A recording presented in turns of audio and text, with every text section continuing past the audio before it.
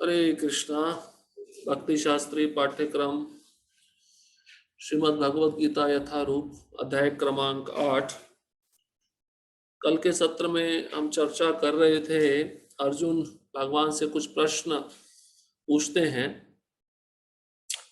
ब्रह्म क्या है, अध्यात्म क्या है, कर्म क्या है, अधिभूत क्या है, अधिदेव क्या है, अधियज्ञ क्या है, और शरीर में अधियज्ञ को कैसे जाना जाता है, और मृत्यु के समय पर एक भक्त जो आपकी सेवा में लगा है आपको कैसे जान पाता है। तो भगवान उत्तर देते हैं, ब्रह्म वह अविनाशी जीव है जो भौतिक शरीर से भिन्न है, और अध्यात्म उस जीव का स्वभाव है जो नित्य उसके साथ में रहता है, जो हमें पूर्व संस्कारों के द्वारा मिलता है। और कर्म क्या है, जीव के जो सकाम कर्म जो उसको बारंबार शरीर परिवर्तन में डालते रहते, बाध्य करते रहते हैं। अधिभूत ये भौतिक प्रकृति है जो हमेशा परिवर्तनशील रहती है और भगवान के आदेशानुसार कार्य करती है। अधिदेव विराट पुरुष है जिसमें विश्व रूप सभी देवता और उनके लोक सम्मिलित रहते हैं। और अधियज्ञ भगवान कहते हैं, मैं स्वयं परमात्मा हूं जो सबके हृदय में स्थित हूं। और उसके पश्चात भगवान बताते हैं कि मेरे भक्त जो मेरी सेवा में लगे हैं वह अंतिम समय में मुझे कैसे याद कर पाते हैं। अंत काले च मामेवा स्मरण मुक्तवा कलेवरम यहा प्रयाति स मद्भावम ना याति नास्तत्र संशया। भगवान कहते हैं, जीवन के अंत में जो केवल मेरा स्मरण करता है शरीर त्याग करते हुए, वह तुरंत मेरे धाम में प्रवेश करता है, मेरे स्वभाव को प्राप्त करता है। इसमें रंच मात्र भी संदेह नहीं है। और इसके पश्चात भगवान कहते हैं, शरीर त्यागते समय जिस जिस भाव का स्मरण मनुष्य करेगा उस भाव को निश्चित रूप से प्राप्त होगा। जिसमें प्रभुपाद जी बहुत ही महत्वपूर्ण उदाहरण देकर हमको समझाए हैं। किसका उदाहरण दिया प्रभुपाद जी ने? किसका उदाहरण दिया है? भरत महाराज जो हिरण बन चुके थे। तो भरत महाराज अपने पूर्व जीवन में एक बहुत बड़े राजा थे और भगवान के पुत्र थे, लेकिन एक छोटे से हिरण के बच्चे के प्रति आसक्ति के कारण उनको हिरण का शरीर प्राप्त करना पड़ा। और हिरण के शरीर प्राप्त करने के पश्चात उनको जड़ भरत नामक शरीर प्राप्त हुआ एक ब्राह्मण कुल में, जिसके बाद वे पूर्ण रूप से आत्म साक्षात्कार को प्राप्त कर पाए और भगवत धाम वापस जा पाए। तो इससे संबंधित और भी कुछ बातें हैं जो आपके साथ हम चर्चा करना चाहते हैं। श्रीमद् भागवतम के चौथे स्कंद का 25वां अध्याय, और उस अध्याय में 57, 58, 59, 60, 61 श्लोक, लगभग 5 श्लोकों में राजा पुरंजन का आसक्ति बताया है। राजा पुरंजन जो अपनी पत्नी से बहुत आसक्त था, किस प्रकार से उसको स्त्री का शरीर मिला। इन 5 श्लोकों को हम थोड़ा चर्चा करेंगे क्योंकि कल के विषय के साथ ये संबंधित थे। उन 5 श्लोकों में राजा सुखदेव गोस्वामी राजा परीक्षित को कहते हैं कि पुरंजन कौन है? पुरंजन कौन है? हम सब जीवात्मा, हम सब पुरंजन है, इस नगरी में बैठे हैं, भोग कर रहे हैं। और पुरंजनी कौन है? हमारी भौतिक बुद्धि जो विषय और भोगों में हमको लगाए रखती है। तो इसकी पत्नी थी पुरंजन की, जिसका नाम था पुरंजनी। और ये कैसे आसक्त हो गया अपनी पत्नी के प्रति, इन 5 श्लोकों में बताया है। सुनिए ध्यान से। जब रानी मद्यपान करती तो राजा पुरंजन भी मदिरा पीने में व्यस्त रहता।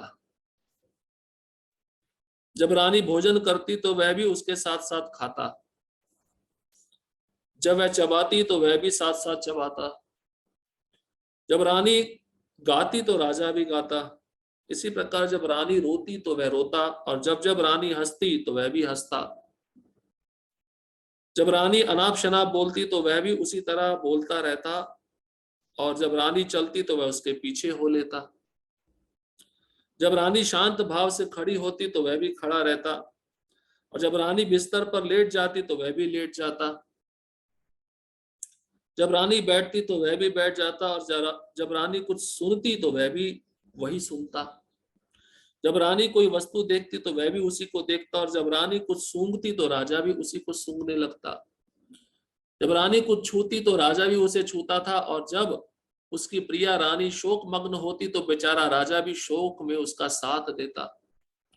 इसी तरह रानी को जब सुख मिलता उसका भोग राजा भी करता, और जब रानी संतुष्ट हो जाती तो राजा भी तुष्टि का अनुभव करता। ये श्लोक बताने के पीछे प्रयोजन क्या है?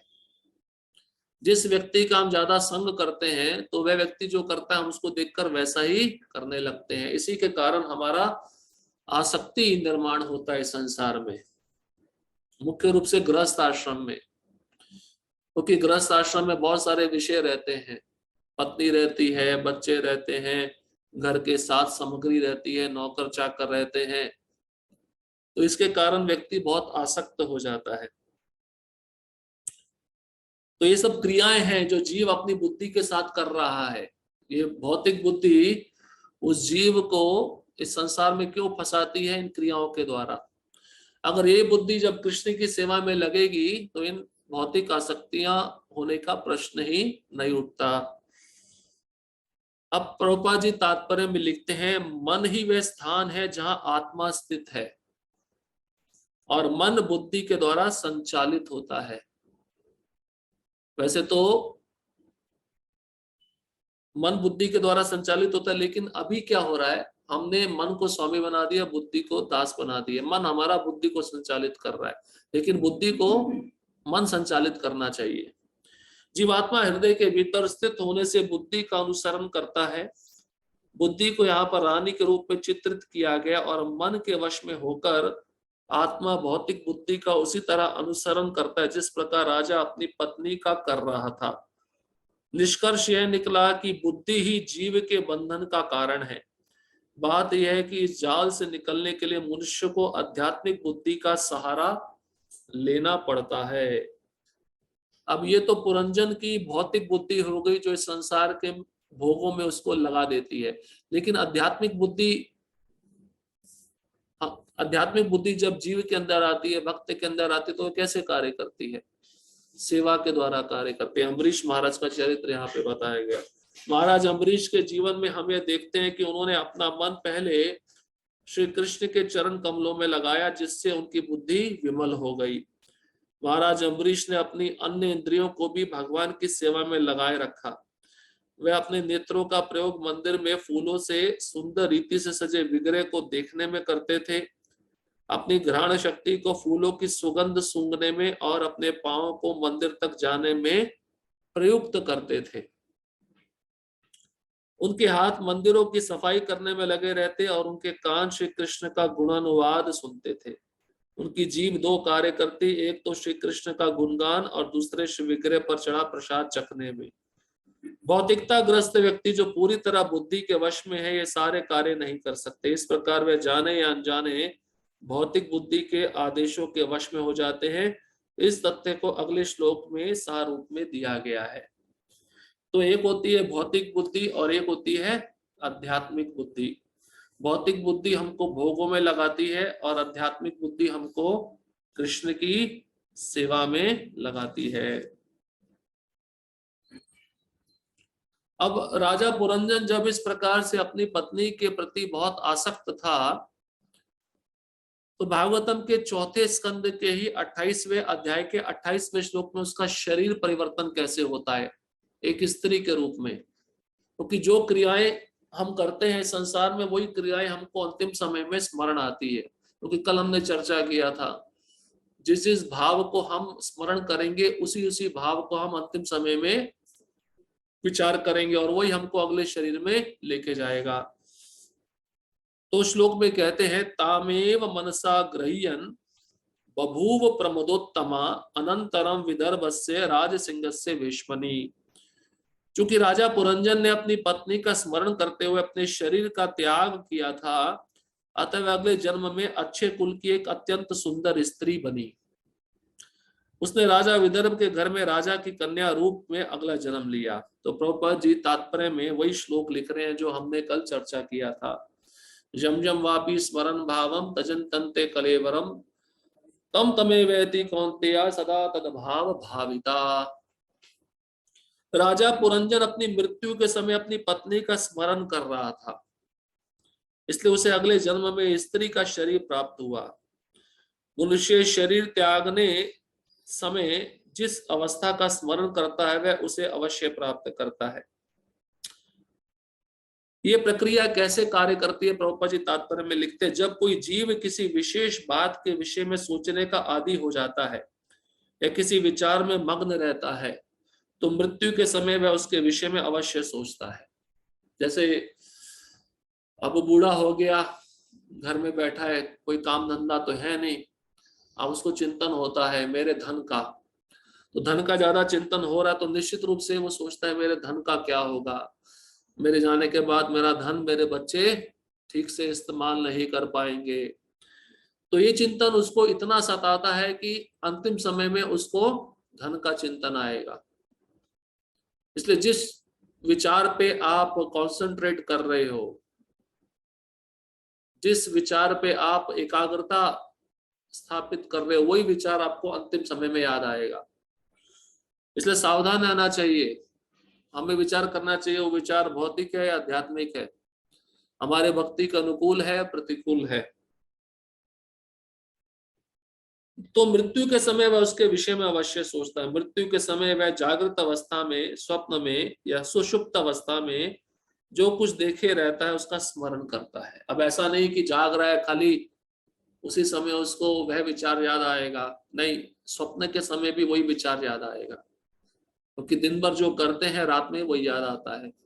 और तीसरी अवस्था है सुषुप्ति। सुषुप्ति मतलब गाढ़ निद्रा, उसमें भी मन क्रियाशील रहता है और मन उसी विचार पे फिक्स्ड हो जाता है, स्थिर हो जाता है, और वो विचार जब निरंतर आने लगता है तो हमारा अगला शरीर बनने लगता है, निर्माण होने लगता है। परमेश्वर की संगति छूटने के बाद जीव एक शरीर से दूसरे में प्रकृति के नियम अनुसार तब तक देहांतर करता रहता है जब तक उसे मनुष्य की देह प्राप्त नहीं हो जाती।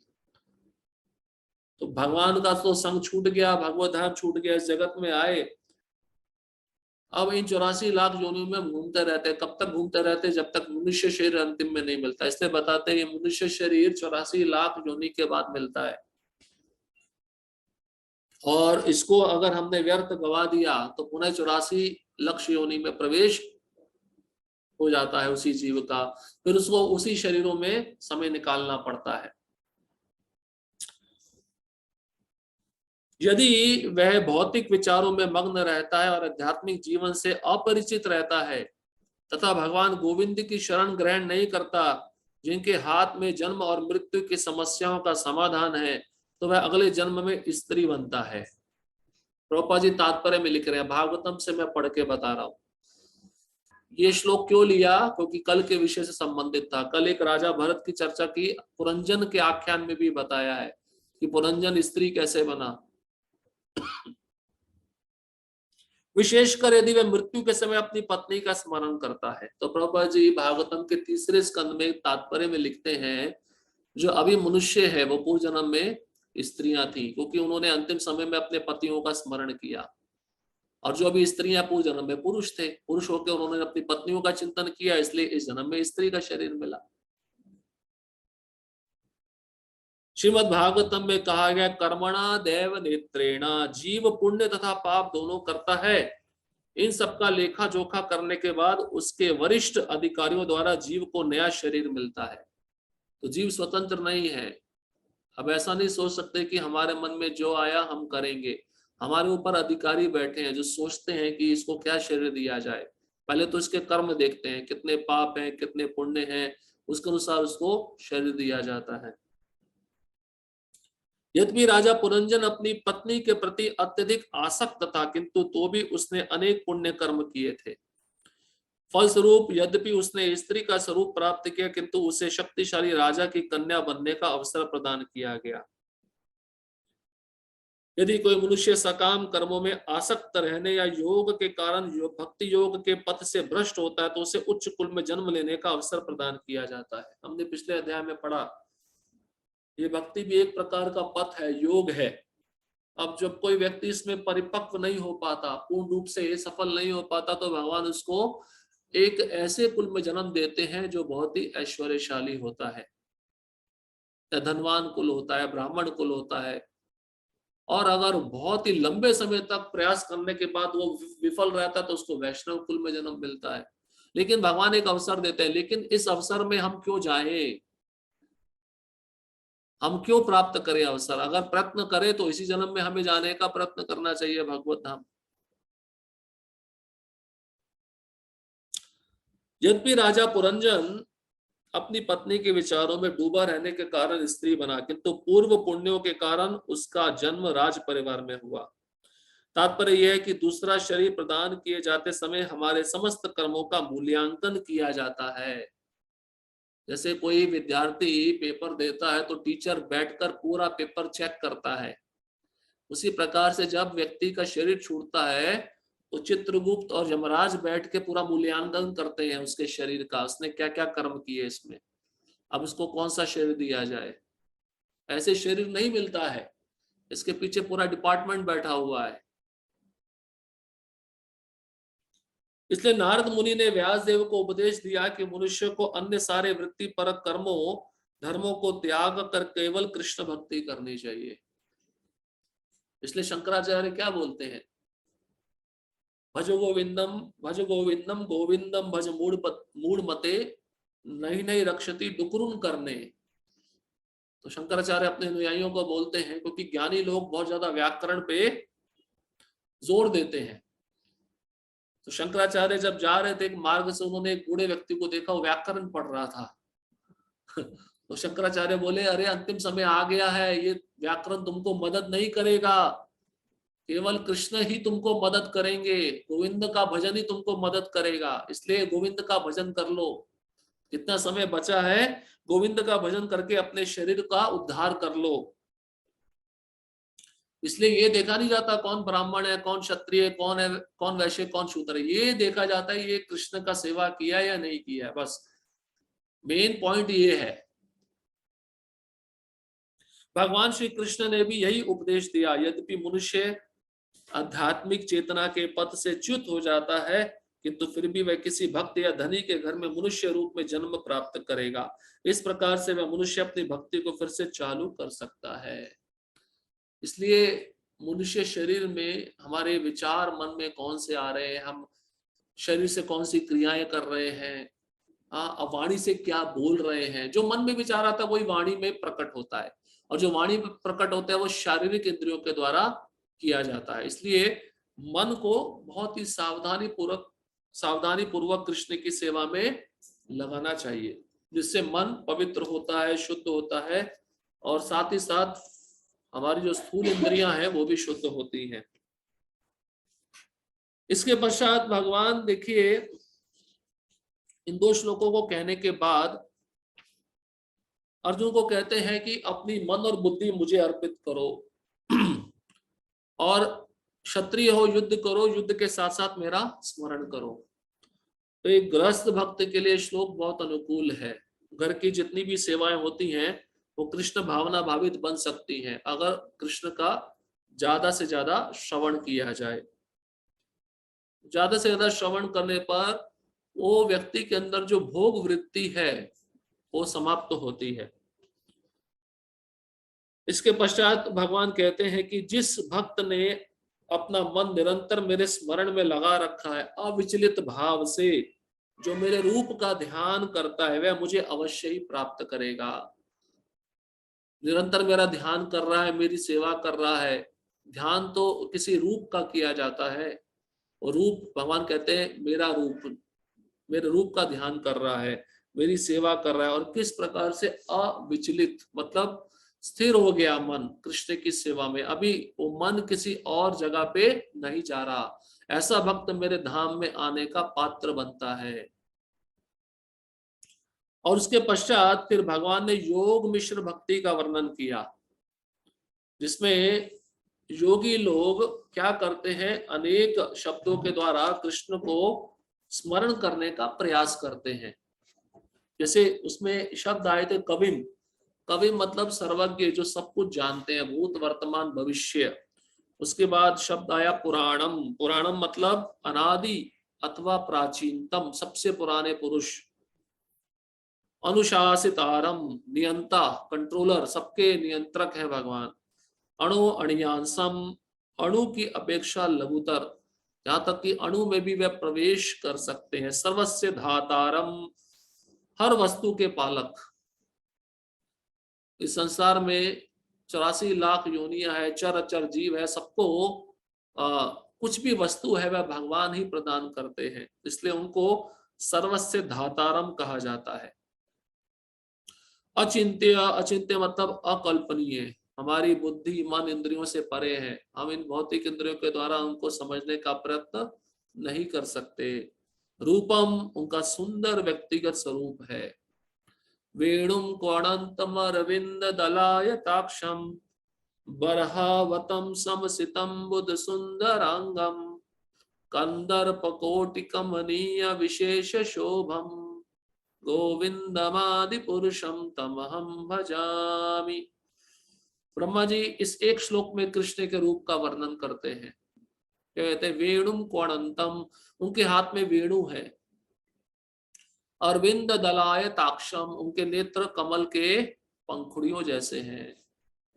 बरहावतम, बरहा मतलब मोर पंख धारण करते हैं। समसितम, बुद्ध सुंदरांगम, बहुत सुंदर है। घनश्याम रूप है, अलका बली है, घुंघराले बाल हैं और पीतांबर धारण करते हैं।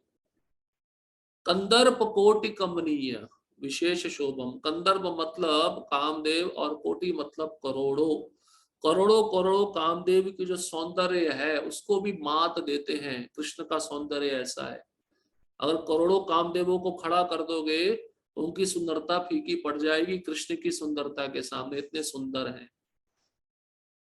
ये कृष्ण का सौंदर्य। और जो व्यक्ति कृष्ण के सौंदर्य के प्रति आसक्त हो गया, फिर वो इस संसार के किसी सौंदर्य के प्रति आकृष्ट नहीं होगा। रूप गोस्वामी पद्यावली में बहुत सुंदर श्लोक बताए हैं। केशी घाट में त्रिभंग ललित कृष्ण को मत देखना, अगर इस संसार में जो आसक्त रहना चाहता है। तो ऐसे सुंदर रूप को जब कोई देखता है तो पूरी तरह से इस संसार को भूल जाता है। ये उनका रूप है और व्यक्तिगत रूप है। भगवान स्पष्ट कह रहे मेरा रूप है, मैं कोई निराकार नहीं हूं। इस संसार के लोग मुझे निराकार मानते हैं, मेरा आकार नहीं है। भगवान कहते हैं इसका मतलब मुझे मारना चाहते हैं, मेरा रूप नहीं है तो व्यक्ति का, इसका मतलब व्यक्ति मरा हुआ है। और आदित्य वर्णम, सूर्य के समान प्रकाशमान है और स्वयं प्रकट होते हैं अपनी अंतरंगा शक्ति के द्वारा। तमसः परस्तात्, भगवान कैसे अज्ञानता से पूर्ण भौतिक प्रकृति के परे है। अज्ञान किसी भी प्रकार से उनमें प्रवेश नहीं कर पाता और भौतिक प्रकृति के 3 गुण भी उनमें प्रवेश नहीं कर पाते। तो योगी लोग जो योग मिश्र भक्ति करते हैं, योग साधना करते हैं, इन तरीकों से कृष्ण का स्मरण करते हैं, कृष्ण के रूप को जानते हैं, लेकिन कृष्ण के चतुर्भुज रूप को जानते हैं, लेकिन उस द्विभुज मुरलीधर रूप को नहीं जान पाए हैं जो बहुत ही सुंदर है। अब श्लोक क्रमांक 10 आज हम प्रारंभ करेंगे, जिसमें षट चक्र योग बताया जाएगा। देखिए अब एक चीज बात समझने की है, हमने 6वें अध्याय में भी ध्यान योग पढ़ा था, लेकिन वो ध्यान योग इस ध्यान योग से अलग है। वो ध्यान कैसा था कि एक एकांत स्थान में जाओ, ब्रह्मचर्य व्रत का पालन करो और नासिका के अग्रभाग पे ध्यान लगाओ। इस प्रकार से मेरे रूप पे ध्यान लगाते लगाते वो मुझे प्राप्त कर सकता है। अष्टांग योग, यम नियम आसन प्राणायाम प्रत्याहार धारणा ध्यान समाधि। लेकिन अब जो षट चक्र योग भगवान बताने वाले उससे अलग है। इसमें बताया जाएगा शरीर में 6 प्रकार के चक्र होते हैं। तो योगी जो होता है निचले चक्र से अपने प्राणवायु को उठाता है और आज्ञा चक्र में लेके जाता है। आज्ञा चक्र मतलब दोनों बोहों के मध्य में जो स्थान होता है उसको आज्ञा चक्र बोलते हैं। फिर वहां से उस प्राण वायु को ब्रह्मरंध्र से निकालता है, मेरा चिंतन करते हुए। उस षट चक्र योग का वर्णन कर रहे हैं। श्लोक क्रमांक 10।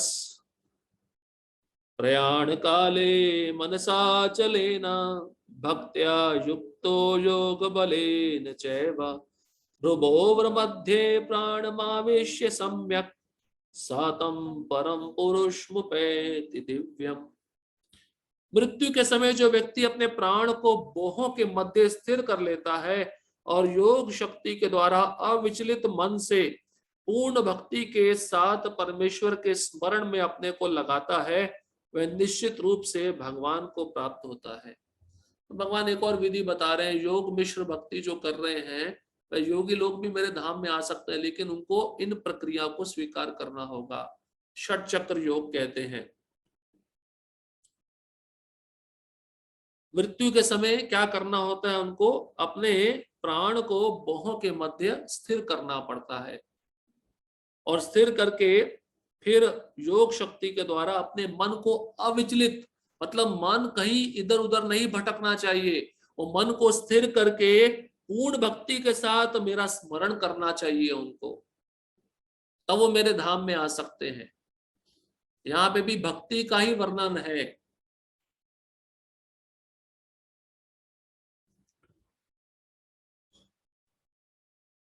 तात्पर्य इस श्लोक में स्पष्ट किया गया है कि मृत्यु के समय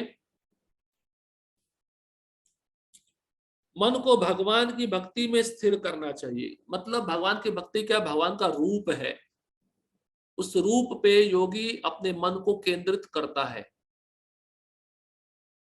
जो लोग योग अभ्यास करते हैं उनके लिए संस्तुति की गई है कि वे प्राण को बोहों के बीच आज्ञा चक्र में ले आए। ये जो स्थान होता है इसको आज्ञा चक्र कहते हैं, ये आखिरी चक्र होता है। धीरे धीरे योगी सबसे निचले चक्र से प्राणवायु को उठाते उठाते जब इस आज्ञा चक्र में लाता है तो यहाँ पे मन को स्थिर करना पड़ता है। यहाँ पर षट चक्र योग के अभ्यास का प्रस्ताव है जिसमें 6 चक्रों पर ध्यान लगाया जाता है, परंतु निरंतर कृष्ण भावनामृत में लीन रहने के कारण शुद्ध भक्त भगवत कृपा से मृत्यु के समय योगाभ्यास के बिना भगवान का स्मरण कर सकता है। इसकी व्याख्या 14वें श्लोक में की गई है। तो भक्त को ये सब करने की जरूरत नहीं है। अब ऐसा जरूरी नहीं है कि भगवान ये विधि बता रहे हैं तो भक्त को भी करना चाहिए, नहीं। भक्त भगवान की सेवा करते करते अपने मन को भगवान कृष्ण के चरण कमलों में स्थिर कर देता है, इसी को समाधि कहते हैं। उसका मन कृष्ण के चरण कमलों से बिल्कुल भी अलग नहीं होता। और प्रभुपाद जी लिख रहे हैं भक्त का मन कैसे स्थिर होता है, भगवत कृपा से स्थिर होता है, क्योंकि भक्त ने अपना मन भगवान कृष्ण के चरणों में अर्पित किया कर दिया होता है। यहाँ पर ये जो योगी है जो षट चक्र योग का पालन कर रहे हैं, ये अपने बलबूते पे मन को नियंत्रित करना चाहते हैं, जो कठिन है। इसमें वे भगवान की कृपा प्राप्त नहीं कर पाते, लेकिन भक्त को भगवान की कृपा प्राप्त होती है, इसलिए वे अपना मन कृष्ण के चरणों में समर्पित कर देता है। इस श्लोक में योग बलेन शब्द का विशिष्ट प्रयोग महत्वपूर्ण है, क्योंकि योग के अभाव में चाहे वह षट चक्र योग हो या भक्ति योग, मनुष्य कभी भी मृत्यु के समय इस दिव्य अवस्था भाव को प्राप्त नहीं होता। कोई भी मृत्यु के समय परमेश्वर का सहसा स्मरण नहीं कर पाता, उसे किसी न किसी योग का, विशेषतया भक्ति योग का अभ्यास होना चाहिए।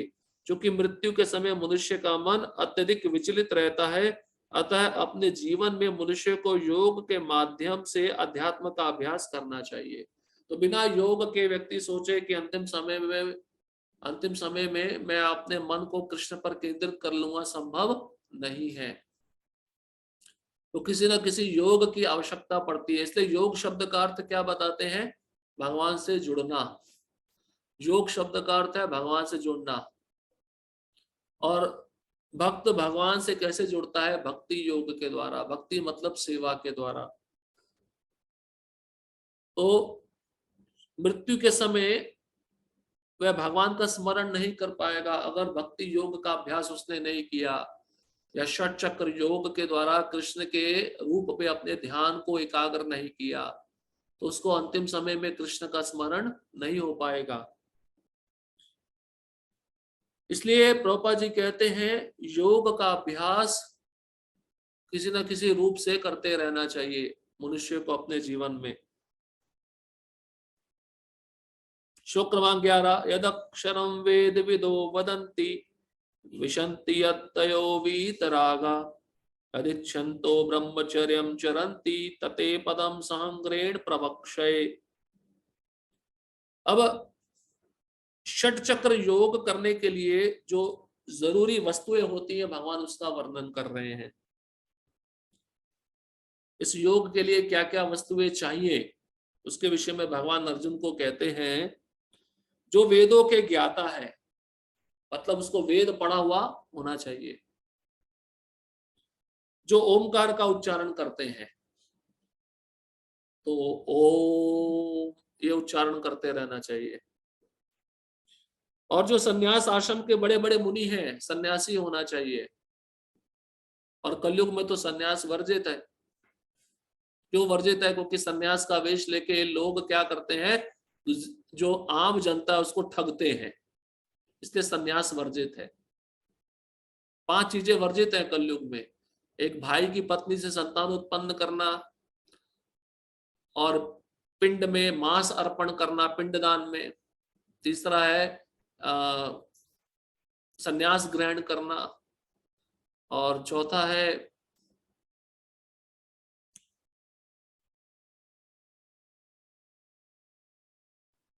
याद नहीं आ रहा ठीक से, ठीक है आपको बताएंगे बाद में। तो ये सब वस्तुएं चाहिए होती हैं षट चक्र योग के लिए। सन्यासी होना चाहिए, ओमकार का उच्चारण करना चाहिए, वेदों का ज्ञाता होना चाहिए, वे ब्रह्म में प्रवेश करते हैं। ब्रह्म में मतलब यहाँ पे ब्रह्म का अर्थ दिव्य, भगवान, भगवान में प्रवेश करते हैं।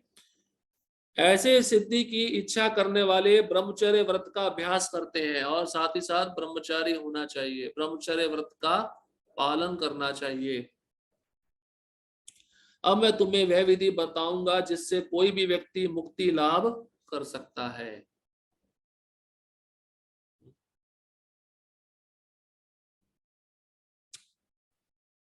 बाकी 2 वर्जित चीज है, गाय का जो मांस होता है यज्ञ में अर्पित करना, और घोड़े का मांस यज्ञ में अर्पित करना, ये निषेध है। ये 5 चीजें निषेध है कलयुग में। तो यहाँ पर कौन कौन सी वस्तुएं षट चक्र योग के लिए जो जरूरी है? सन्यास मतलब अनासक्ति, किसी भी चीज के प्रति आसक्ति नहीं। दूसरा ब्रह्मचर्य व्रत का पालन। तीसरा वेदों का ज्ञाता होना चाहिए। चौथा ओमकार का जप करना चाहिए, तभी षट चक्र योग का पालन कर सकता है।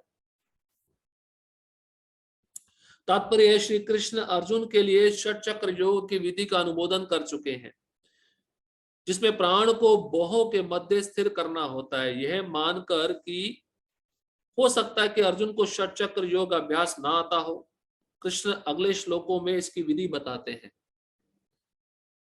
अब भगवान किसी योग का वर्णन कर रहे हैं तो उसकी विधि भी बताएंगे, इसको कैसे करना है।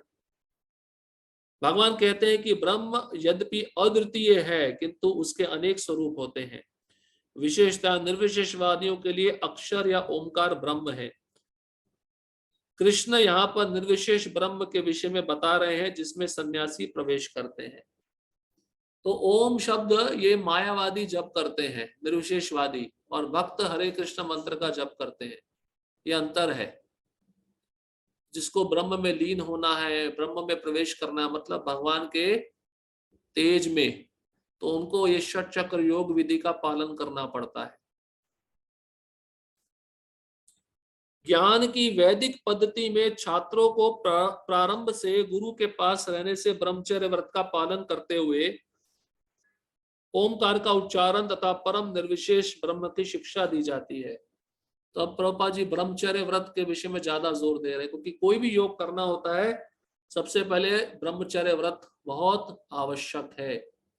क्यों आवश्यक है? क्योंकि जब तक व्यक्ति अपना वीर्य को नहीं रोकेगा तब तक उसका मन स्थिर नहीं हो सकता।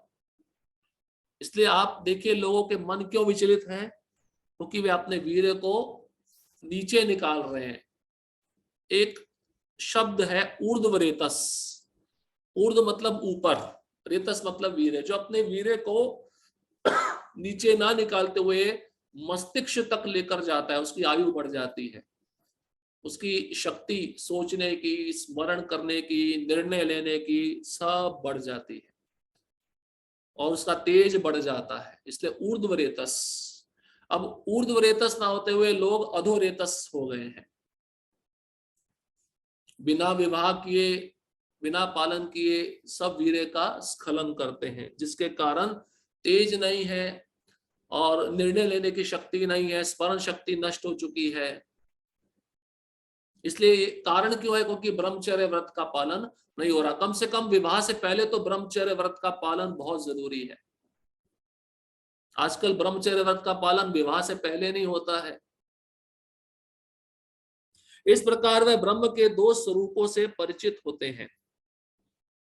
ये प्रथा छात्रों के आध्यात्मिक जीवन के विकास के लिए अत्यावश्यक है, किंतु इस समय ऐसा ब्रह्मचर्य जीवन, अविवाहित जीवन बिता पाना बिल्कुल संभव नहीं है। इसलिए आप देखिए, जिसको ब्रह्मचर्य की शिक्षा नहीं मिलती वो गृहस्थ जीवन में कैसे रहता है? अनियंत्रित मन के द्वारा रहता है, जिसका मन के ऊपर कोई वश नहीं है।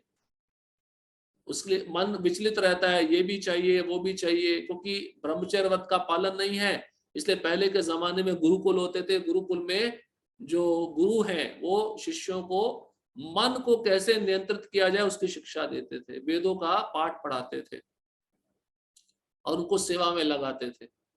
पर वो गुरुकुल की जगह आजकल स्कूलों ने ले ली, विश्वविद्यालयों ने ले ली, जहां पर क्या पढ़ाया जाता है? पैसा कमाओ, पैसा कैसे कमाना चाहिए, नौकरी कैसे अच्छी मिले। जो विषय, ऐसे विषय पढ़ाए जाते हैं जिनका आत्मा से कुछ भी संबंध नहीं है। शरीर से संबंधित विषयों को पढ़ाया जाता है जो जड़ है, जो एक दिन नष्ट होने वाला है। इसलिए प्रभुपाद जी कहते हैं अब के जमाने में ब्रह्मचर्य व्रत का पालन करना असंभव है। तो ब्रह्मचारी अगर बनना होता था तो गुरुकुल में 5 वर्ष की आयु में जाना होता था। कौमारम आचरित प्राज्ञो धर्मान भागवता निया। लेकिन अभी आप देखिए कलयुग की दशा, ब्रह्मचारी बनने का मन भी करता तो 25 साल तो बीत चुके होते हैं।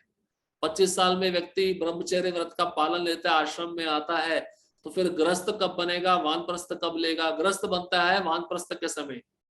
इसलिए कई ब्रह्मचारी जब आश्रम में रहते हैं, मन को नियंत्रित नहीं कर पाते, 50 वर्ष की आयु में शादी करते हैं, विवाह करते हैं। और फिर बच्चे कब होंगे, फिर वानप्रस्थ कब लेंगे? उनकी आसक्ति जब छूटनी चाहिए गृहस्थ आश्रम से, तब उनकी आसक्ति शुरू होती है, क्योंकि ब्रह्मचर्य व्रत का शिक्षा ठीक से नहीं मिला।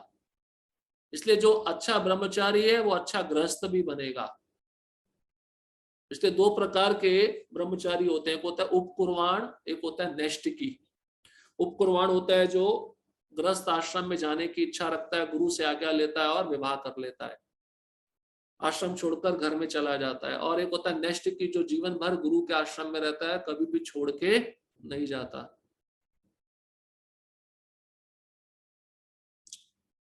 विश्व का सामाजिक ढांचा इतना बदल चुका है कि छात्र जीवन के प्रारंभ से ब्रह्मचर्य जीवन बिताना संभव नहीं है। हमारी शिक्षा भी मैथुन पे आधारित है, इसलिए जो पढ़ा रहे हैं वही हमारे मन में रहता है, चिंतन भी वही होता है। ये तो गुरुकुल में तो पूर्ण रूप से जो बालिकाएं होती हैं, युवतियां होती हैं, स्त्रियां, उनसे मिलना वर्जित रहता है। केवल गुरु जो बताते हैं वही कार्य शिष्यों को करना पड़ता है। इसलिए नारद मुनि भागवतम में कहते हैं ब्रह्मचारी गुरुकुले वसंदांतो गुरुर्हितम आचरण दासवन नीचो। ब्रह्मचारी का आचरण गुरुकुल में गुरु के समक्ष दास की तरह होता है, नीच की तरह होता है, नौकर की तरह होता है। तो गुरु जो कहते हैं उसको करना चाहिए, इससे मन नियंत्रित होता है। यद्यपि विश्व में ज्ञान की विभिन्न शाखाओं के लिए अनेक संस्थाएं हैं, किंतु ऐसी मान्यता प्राप्त एक भी संस्था नहीं है जहां ब्रह्मचर्य के सिद्धांतों में शिक्षा प्रदान की जा सके। तो कोई ऐसा स्कूल आपको दिखता है जो ब्रह्मचर्य जीवन का पालन करना सिखाए? हर एक स्कूल में, हर एक कॉलेज में तो वही विषय है जो शरीर से संबंधित है। ब्रह्मचर्य का कोई शिक्षा ही नहीं है, बल्कि स्कूल और कॉलेज में तो अब युवतियां युवक एक साथ पढ़ते हैं। मतलब अग्नि और मक्खन को एक साथ ले आए। इसमें क्या होता है, आकर्षण पैदा होता है, शारीरिक संग होता है, और गर्भ धारण होता है, और फिर उस गर्भ को गिरा दिया जाता है, हत्याएं होती हैं। इसलिए गुरुकुल केवल ब्रह्मचारियों के लिए होते थे, और जो बालिकाएं होती हैं अपनी माँ के संरक्षण में शिक्षा प्राप्त करती हैं, कैसे घर का कामकाज किया जाए। इसलिए सब ढांचा बिगड़ चुका है समाज का। तो आजकल स्त्रियां भी नौकरियां करती हैं, जिसके कारण अब पति है वो कम कमा रहा है, पत्नी ज्यादा कमा रही है, तो उस संबंध में विच्छेद होने लगता है। तो पत्नी को ज्यादा अहंकार आता है, मैं ज्यादा कमा रही हूँ, मेरा ज्यादा वर्चस्व है, इस कारण से झगड़ा होता है। सब ढांचा पूरा बिगड़ चुका है समाज का। इसलिए प्रभुपाद जी कहते हैं ऐसे ब्रह्मचर्य व्रत की शिक्षा पहले के जमाने में गुरुकुल में दी जाती थी, जिससे जो युवतियां हैं वो सती बने और पुरुष अपने इंद्रियों पे नियंत्रण कर सके। इससे समाज का ढांचा अच्छे से आगे बढ़ सके और अच्छी संतान उत्पन्न हो जो समाज में अच्छा कार्य कर सके। ब्रह्मचर्य के बिना आध्यात्मिक जीवन में उन्नति कर पाना अत्यंत कठिन है, क्योंकि गृहस्थ व्यक्ति जब अध्यात्म में आता है उसको समय नहीं है 16 माला जप करने के लिए। 12 से 16 घंटा तो काम चल रहा है। अब उनको बोलो प्रभुपाद के ग्रंथों का अध्ययन करो, प्रभु जी हमारे पास समय नहीं है। दीक्षित भक्तों का ये हाल है। इस परिस्थिति में दीक्षित भक्त हैं कि उनको समय नहीं मिल रहा अपना माला करने का, और सारा समय कहाँ जा रहा है, नौकरी में, घर में। मंदिर के लिए एक दिन आता है रविवार का, वो भी कुछ समय के लिए आते हैं, प्रसाद लेते हैं और चले जाते हैं। तो भक्ति के लिए कहाँ समय है, अध्यात्म के लिए कहाँ समय है। इसलिए ब्रह्मचर्य व्रत में क्या होता है, वो समस्या से मुक्त होता है, क्योंकि विवाहित नहीं है, बच्चे नहीं है, गुरु पे आश्रित है, गुरु जो सेवा दे रहे वो कर रहा है, इसलिए वो ज्यादा से ज्यादा समय भगवान की सेवा में लगा पाता है। अब गृहस्थ भी ब्रह्मचारी है, अगर अपनी पत्नी के साथ रहता है और कृष्ण भावना भावित संतान उत्पत्ति करता है बिना आसक्ति के, और उसका केंद्र बिंदु है कृष्ण की सेवा, वो भी ब्रह्मचारी। लेकिन ऐसे जमाने में ऐसा गृहस्थ ब्रह्मचारी मिलना बहुत दुर्लभ है। फिर वो सोचता है, अपने आगे की तैयारी करता है कि मुझे वानप्रस्थ लेना है, उसका तैयारी वो गृहस्थ आश्रम में आकर ही शुरू कर देता है कि बच्चों को सेटल करके मुझे पूरी तरह से निवृत्त होकर भगवान की सेवा में पूर्णतया लग जाना, जिससे मैं अपने समय को नष्ट ना कर सकूं। इसलिए मनुष्य जीवन में प्लानिंग होना चाहिए, एक योजनाएं होनी चाहिए, क्योंकि गृहस्थ आश्रम के बाद क्या आता है, वानप्रस्थ आश्रम। वानप्रस्थ मतलब वन में जाना, गृह का त्याग करना। तो प्रभुपाद जी कहते हैं वन में तो नहीं जा सकते, वन तो नहीं बचे, लेकिन कृष्ण भावना भावित केंद्र में आकर दोनों पति पत्नी पूरी तरह से भगवान की सेवा में लग सकते हैं। उसको वानप्रस्थ जीवन कहा गया है।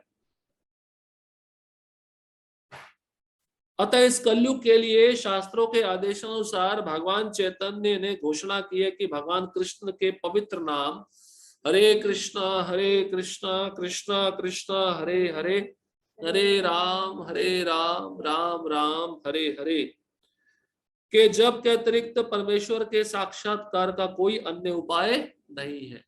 इसलिए प्रभुपाद जी कहते ठीक है, ये सब नहीं कर पा रहे हो, कम से कम चैतन्य महाप्रभु ने जो हमको हरे कृष्ण मंत्र का जप करने के लिए कहा है उतना तो करो। कलयुग में यही विधि है भगवत साक्षात्कार करने की। अगर ये विधि भी ठीक से नहीं हो पा रही है तो फिर कौन बचाएगा, कोई बचा नहीं सकता। इसलिए गृहस्थों को भी सुबह जल्दी उठ के ब्रह्म मुहूर्त में जप कर लेना चाहिए। जो गृहस्थ सुबह जल्दी नहीं उठ रहे, इसका मतलब भक्ति के प्रति वो गंभीर नहीं है। मनुष्य जीवन पक्षियों से पहले उठने के लिए मिला है।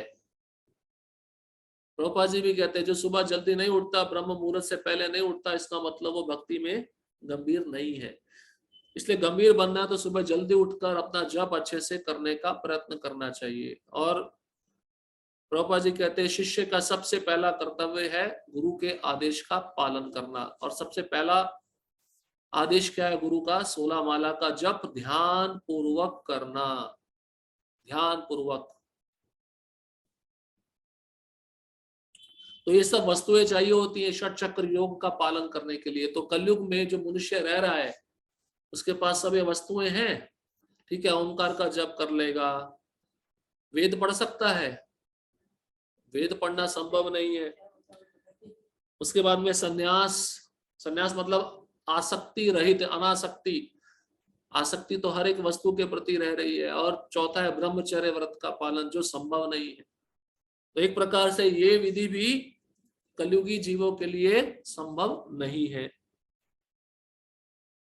अब अगले श्लोक में भगवान षटचक्र योग की पद्धति बता रहे हैं। पद्धति मतलब इसको कैसे करना चाहिए। श्लोक क्रमांक 12, सर्वद्वाराणि संयम्य मनोहृदि निरुद्य च मूर्धन्य ध्यात्मनः प्राणम आस्थितो योग धारणाम। समस्त इंद्रिय क्रियाओं से विरक्ति को योग की स्थिति, योग धारणा कहा जाता है। इंद्रियों के समस्त द्वारों को बंद करके तथा मन को हृदय में और प्राणवायु को सिर पर केंद्रित करके मनुष्य अपने को योग में स्थापित करता है। बहुत आसान विधि है, इतनी आसान है कि हर कोई कर सकता है। क्या क्रम बताया है? पहले तो सर्व द्वाराणि संयमा, मतलब शरीर के जितने भी द्वार हैं, तो कितने द्वार हैं शरीर के? 9 द्वार हैं। तो 9 द्वारों को वश में करना पड़ता है।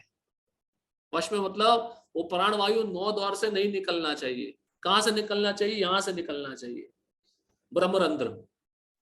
फिर तो ये तो असंभव है, घर में बैठ के तो हो ही नहीं सकता है। ये पता है, आप अगर आपने भागवतम पढ़ा हो, भागवतम के 4थे स्कंद के पहले भाग में सती ने अपना देह त्याग किया था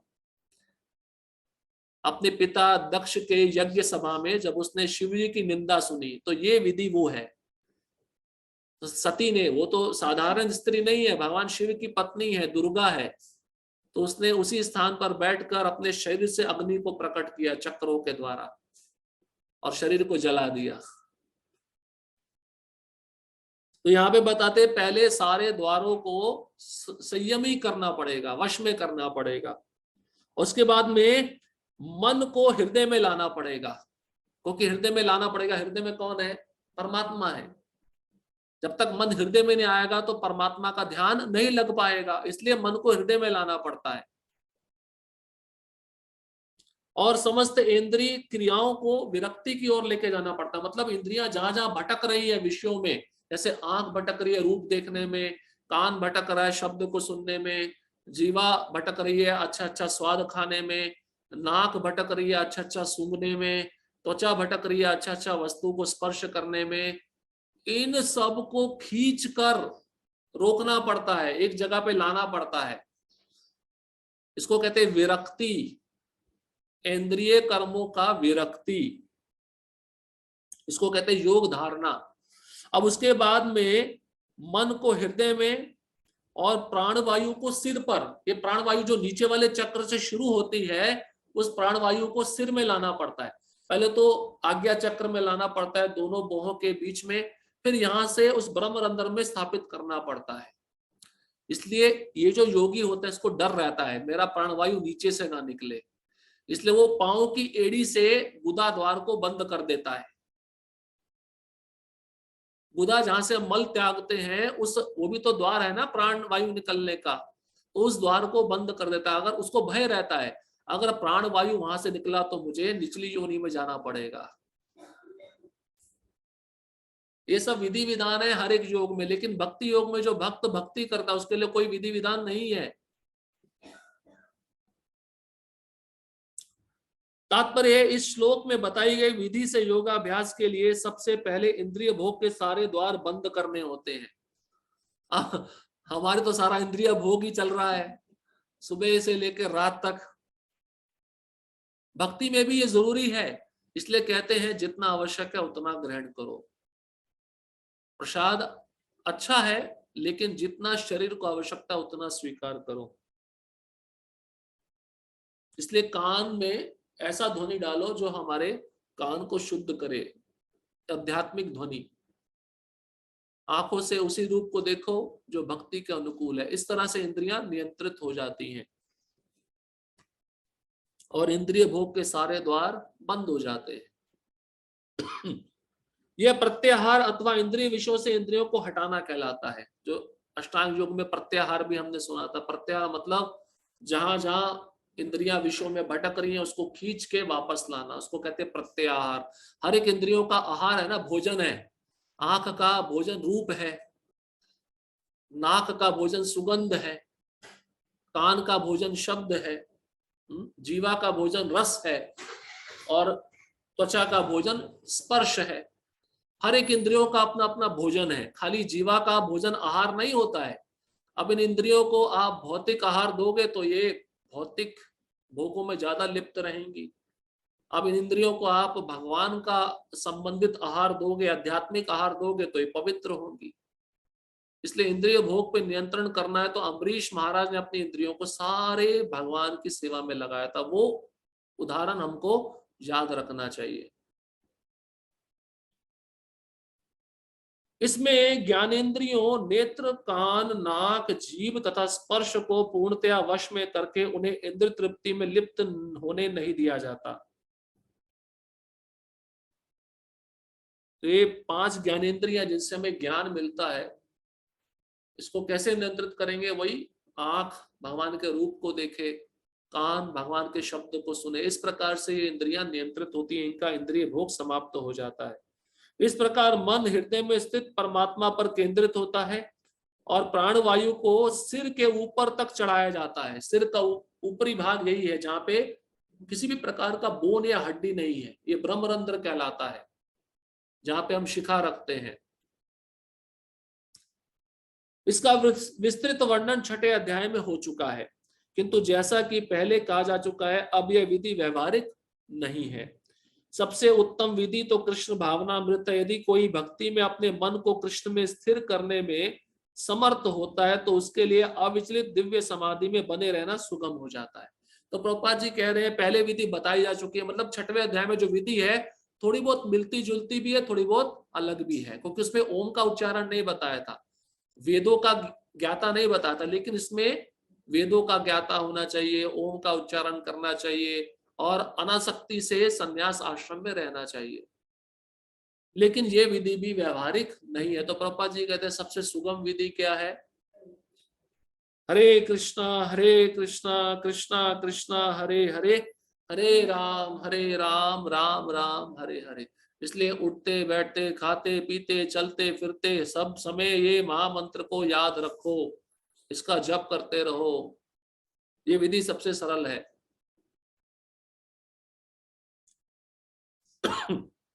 इस प्रकार से ये योग षट चक्र विधि की पद्धति है। षट चक्र योग, पहले तो समस्त इंद्रियों के द्वारों को बंद करना पड़ता है और इंद्रियों को इंद्रिय विषयों से हटाना पड़ता है, जिसको प्रत्याहार कहते हैं, और मन को हृदय में स्थापित करना पड़ता है। फिर प्राणवायु को सिर पर केंद्रित करना पड़ता है और फिर भगवान कहते हैं मेरी पूर्णतया शरण लेना पड़ता है, मतलब मेरा रूप का ध्यान करना पड़ता है। जब प्राणवायु यहां से निकलता है तब वो मेरे को मेरे धाम में आएगा। अब श्लोक क्रमांक 13 में गंतव्य, जब षट चक्र योगी इस विधि का पालन करता तो कहां जाता है? गंतव्य बता रहे हैं भगवान। श्लोक क्रमांक 13, ओम इत्येकाक्षरम ब्रह्म व्यवहारन मामनुस्मरन यह प्रयाति तजन देहम सायाति परमाम गतिम। इस योग अभ्यास में स्थित होकर तथा अक्षरों के परम संयोग यानी ओमकार का उच्चारण करते हुए यदि कोई भगवान का चिंतन करता है और अपने शरीर का त्याग करता है तो वह निश्चित रूप से आध्यात्मिक लोकों को जाता है। तो यहाँ पे कहते हैं ओमकार का उच्चारण भी कर रहा है और मेरे रूप का चिंतन भी कर रहा है, मतलब मैं निराकार नहीं हूं। जब दोनों चीजें होंगी इस योग विधि के द्वारा तब वो आध्यात्मिक आकाश मतलब वैकुंठ लोक में आएगा। तो ये विधि भी भगवत प्राप्ति के लिए है, लेकिन अनुकूल नहीं है, संभव नहीं है, क्योंकि कलयुगी जीव कैसा है? मंदा सुमंद मतयो मंद भाग्या उपद्रता। कलयुगी जीव कैसा है? मंद है। मंद मतलब आलसी। भोग की वस्तु हो तो तुरंत तैयार हो जाएगा, और भक्ति का विषय हो तो आलसी बन जाएगा।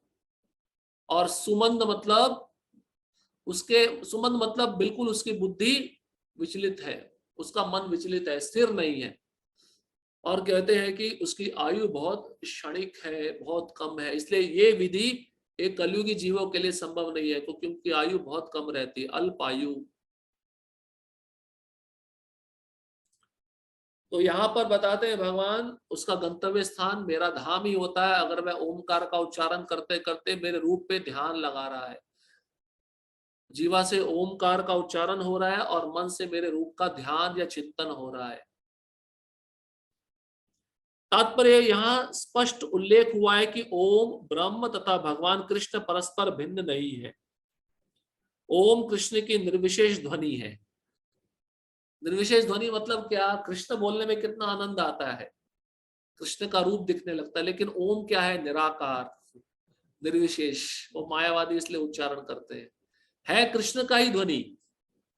आगे हम पढ़ेंगे, कृष्ण बोलेंगे ओमकार मैं ही हूं, लेकिन मायावादी इसका जप करते हैं। इसको जप करने में इतना आनंद नहीं है। लेकिन हरे कृष्ण में यह ओम सन्निहित है। इसका मतलब हमारे कृष्ण मंत्र का जप कर रहे हैं तो ओम का भी जप हो रहा है साथ में। इसलिए देखिए, भारत में संस्कृति क्या है, पहले कुछ आध्यात्मिक संस्कार थे, जैसे छोटे छोटे बच्चे थे ओम का उच्चारण कराते थे। कई बच्चे ऐसे होते हैं जो ओम का माला का जप करते रहते हैं। मतलब इतना पता है कि ओम जो है ये हरे कृष्ण की ध्वनि ही है, हरे कृष्ण से अलग नहीं है कुछ भी। इस युग के लिए हरे कृष्ण मंत्र जप ही स्पष्ट, जप की स्पष्ट संस्तुति है। अतः यदि कोई हरे कृष्ण कृष्ण कृष्ण हरे हरे, हरे राम राम राम हरे हरे, इस मंत्र का जप करते हुए शरीर त्यागता है, तो वह अपने अभ्यास के गुणानुसार आध्यात्मिक लोकों में किसी एक लोक को जाता है। तो मतलब भक्त के लिए तो ये जप करना जरूरी है। जब कोई भक्त ध्यानपूर्वक जप करेगा तो उसका जो अभिष्ट है, मतलब जिसकी वो पूजा करता है, जैसे कोई वराह भगवान का भक्त है तो वराह लोक में जाएगा, ये वैकुंठ लोक में आता है। कोई नरसिंह भगवान का भक्त है तो नरसिंह लोक में जाएगा, ये भी वैकुंठ लोक है।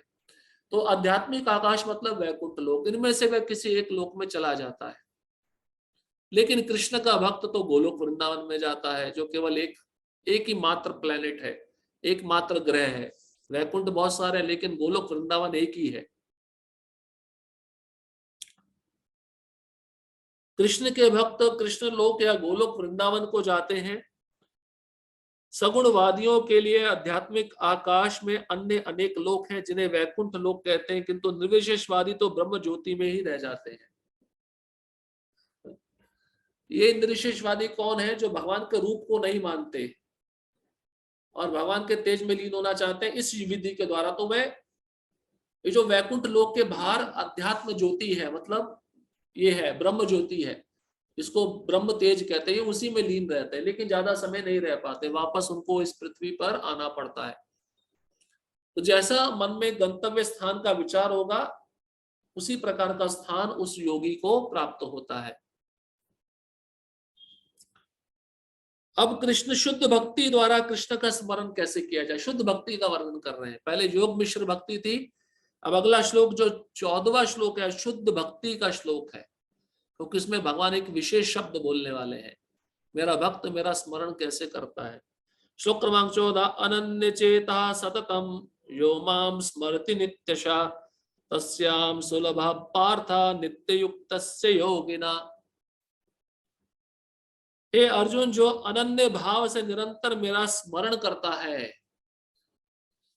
उसके लिए मैं सुलभ हूं, क्योंकि वह मेरी भक्ति में प्रवृत्त रहता है। यहाँ पे देखिए दो शब्द हैं जो बहुत ही महत्वपूर्ण है। एक अनन्य चेता, इसको कहते हैं अविचलित मन। पूरी तरह से मन कृष्ण का चिंतन कर रहा है, एक क्षण भी कृष्ण को भूल नहीं पा रहा है, इसको कहते हैं अनन्य चेता। और दूसरा कहते हैं सततम, सततम मतलब सदैव, 24 घंटा।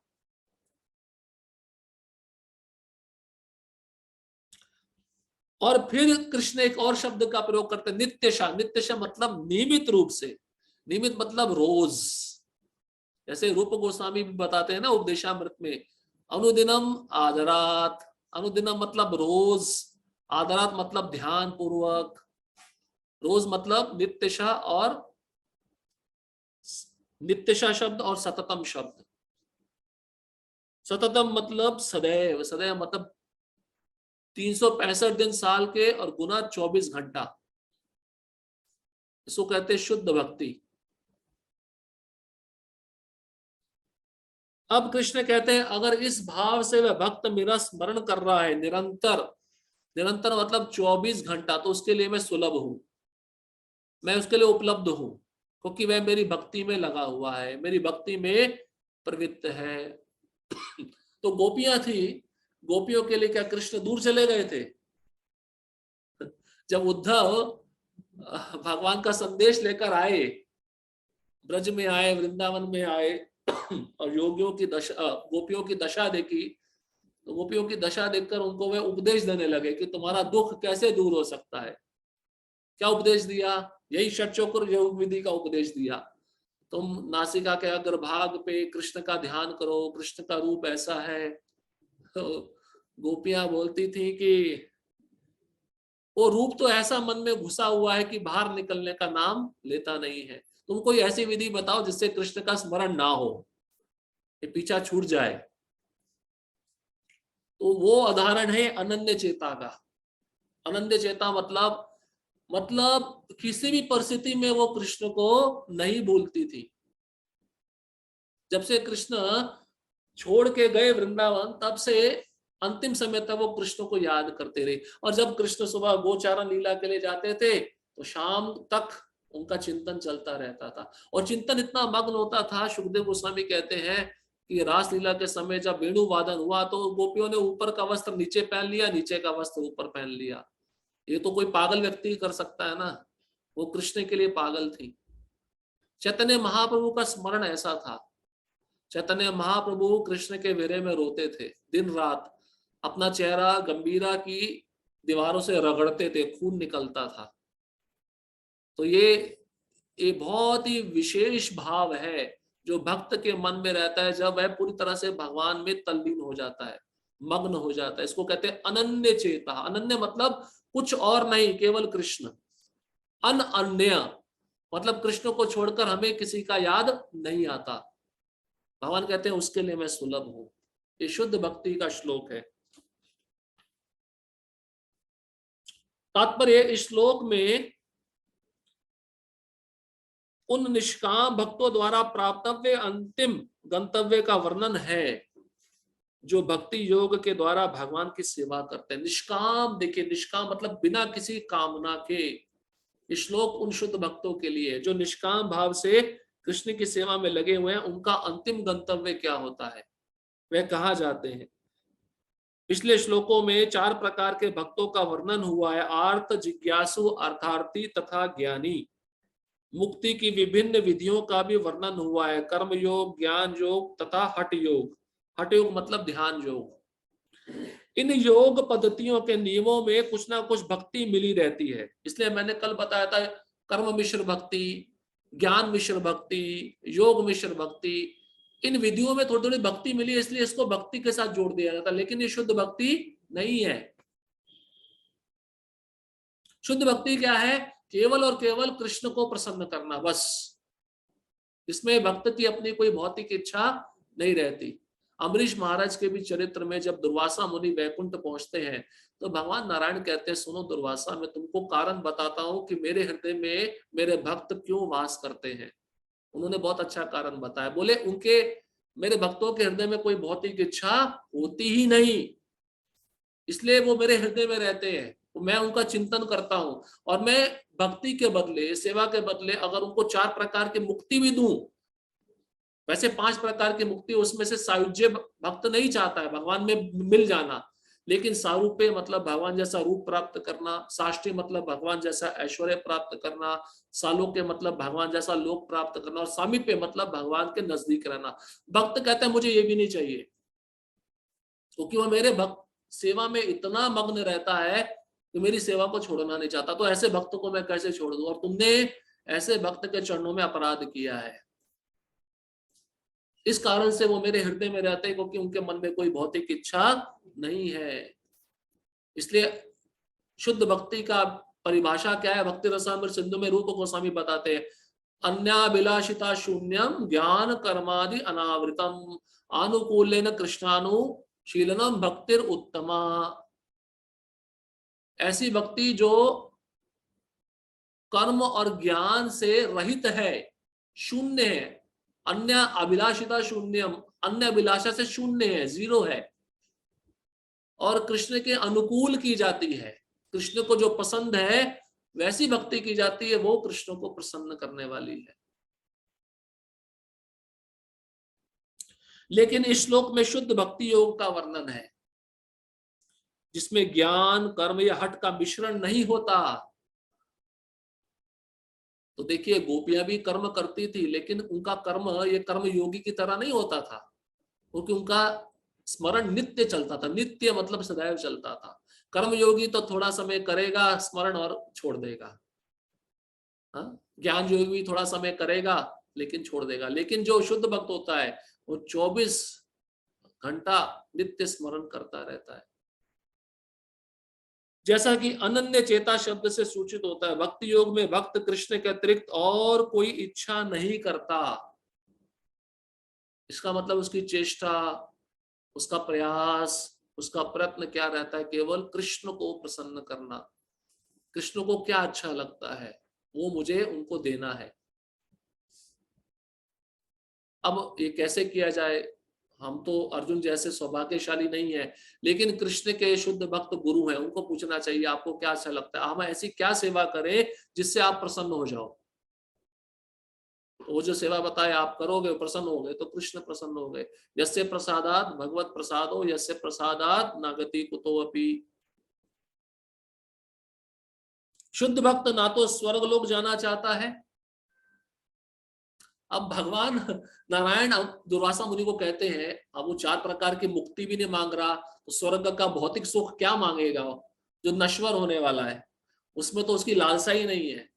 इसलिए भक्त क्या कहता है? मैं स्वर्गलोक भी जाना नहीं चाहता हूँ। वृत्तासुर अंतिम समय में क्या प्रार्थना की? शुद्ध भक्ति की प्रार्थना की है। कहते हैं मुझे ब्रह्मलोक का अधिष्ठाता देव भी नहीं बनना है, ध्रुवलोक भी नहीं चाहिए, सिद्धियां भी नहीं चाहिए, और जहां तक कि जन्म मृत्यु के चक्र से मुक्ति भी नहीं चाहिए। इसलिए चैतन्य महाप्रभु क्या बोले? ना धनम ना जन्म ना सुंदरिम कविताम व जगदीश कामये मम जन्मनि जन्मनीश्वरे भवताद भक्तिर अहेतुकी तोयि। मुझे कुछ भी नहीं चाहिए, ना धनम ना जन्म ना सुंदरिम, फिर क्या चाहिए? जन्म जन्मांतर आपकी अहेतुकी भक्ति। अहेतुकी मतलब बिना किसी हेतु के। ना ब्रह्म ज्योति से तदात्म्य या मोक्ष या भवबंधन से मुक्ति ही चाहता है। शुद्ध भक्त किसी भी वस्तु की इच्छा नहीं करता। चैतन्य चरितामृत में शुद्ध भक्त को निष्काम कहा गया है। इसलिए भुक्ति मुक्ति सिद्धि कामी सकले अशांत कृष्ण भक्त निष्काम अतएव शांत। मुक्ति जिसको भोग चाहिए, मुक्ति जिसको मुक्ति चाहिए, सिद्धि जिसको सिद्धियां चाहिए, कामी इस संसार का भोग विलास चाहिए, ये सब अशांत रहते हैं। क्यों? क्योंकि उनकी कामना है, उनकी भौतिक इच्छाएं हैं। कृष्ण भक्त निष्काम अतएव शांत। कृष्ण भक्त कैसा होता है? निष्काम होता है, उसकी कोई भौतिक इच्छा नहीं होती, इसलिए वह शांत रहता है। उसे ही पूर्ण शांति का लाभ होता है, उन्हें नहीं जो स्वार्थ में लगे रहते हैं। एक और जहां ज्ञान योगी, कर्म योगी या हठ योगी का अपना अपना स्वार्थ रहता है, वही पूर्ण भक्त में भगवान को प्रसन्न करने के अतिरिक्त अन्य कोई इच्छा नहीं होती। अतः भगवान कहते हैं कि जो एक निष्ठ भाव से उनकी भक्ति में लगा रहता है, उसे वह सरलता से प्राप्त होते हैं। एक निष्ठ भाव, ये महत्वपूर्ण है। ये नहीं कि कृष्ण के पास भी आया है, देवताओं के पास भी जा रहा है, चलो आज इच्छा पूरी हो गई इधर भी चले जाते हैं, ये एक निष्ठ भाव नहीं। जैसे एक सती स्त्री अपने पति के प्रति एक निष्ठ भाव रखती है, संबंध सबके साथ होता है, सेवा सबकी करती है, लेकिन प्रेम किससे करती है? अपने पति से करती है। ऐसे ही कृष्ण का भक्त सम्मान सब देवताओं का करता है, लेकिन प्रेम तो कृष्ण से करता है। एक निष्ठ भाव से कृष्ण की सेवा करनी चाहिए। एक निष्ठ भाव केवल यही मेरे हैं, मैं इनका हूं, बस। ब्रजवासियों में यही एक निष्ठ भाव है, वो कृष्ण के अलावा किसी और को नहीं जानते। शुद्ध भक्त सदैव कृष्ण के विभिन्न रूपों में से किसी एक की भक्ति में लगा रहता है। कृष्ण के अनेक स्वांश तथा अवतार हैं, यथा राम तथा नरसिंह, जिनमें से भक्त किसी एक रूप को चुनकर उसकी प्रेमा भक्ति में मन को स्थिर कर सकता है। ऐसे भक्त को उन अनेक समस्याओं का सामना नहीं करना पड़ता जो अन्य योग के अभ्यासकर्ताओं को झेलनी पड़ती है। बहुत सारी विधियां बताई पहले, उसमें बहुत सारे नियम है, विधि विधान है। इतना समय किसके पास है ये सब विधि विधान करने का? लेकिन भक्त के पास केवल एक ही सेवा है, वो कृष्ण की सेवा।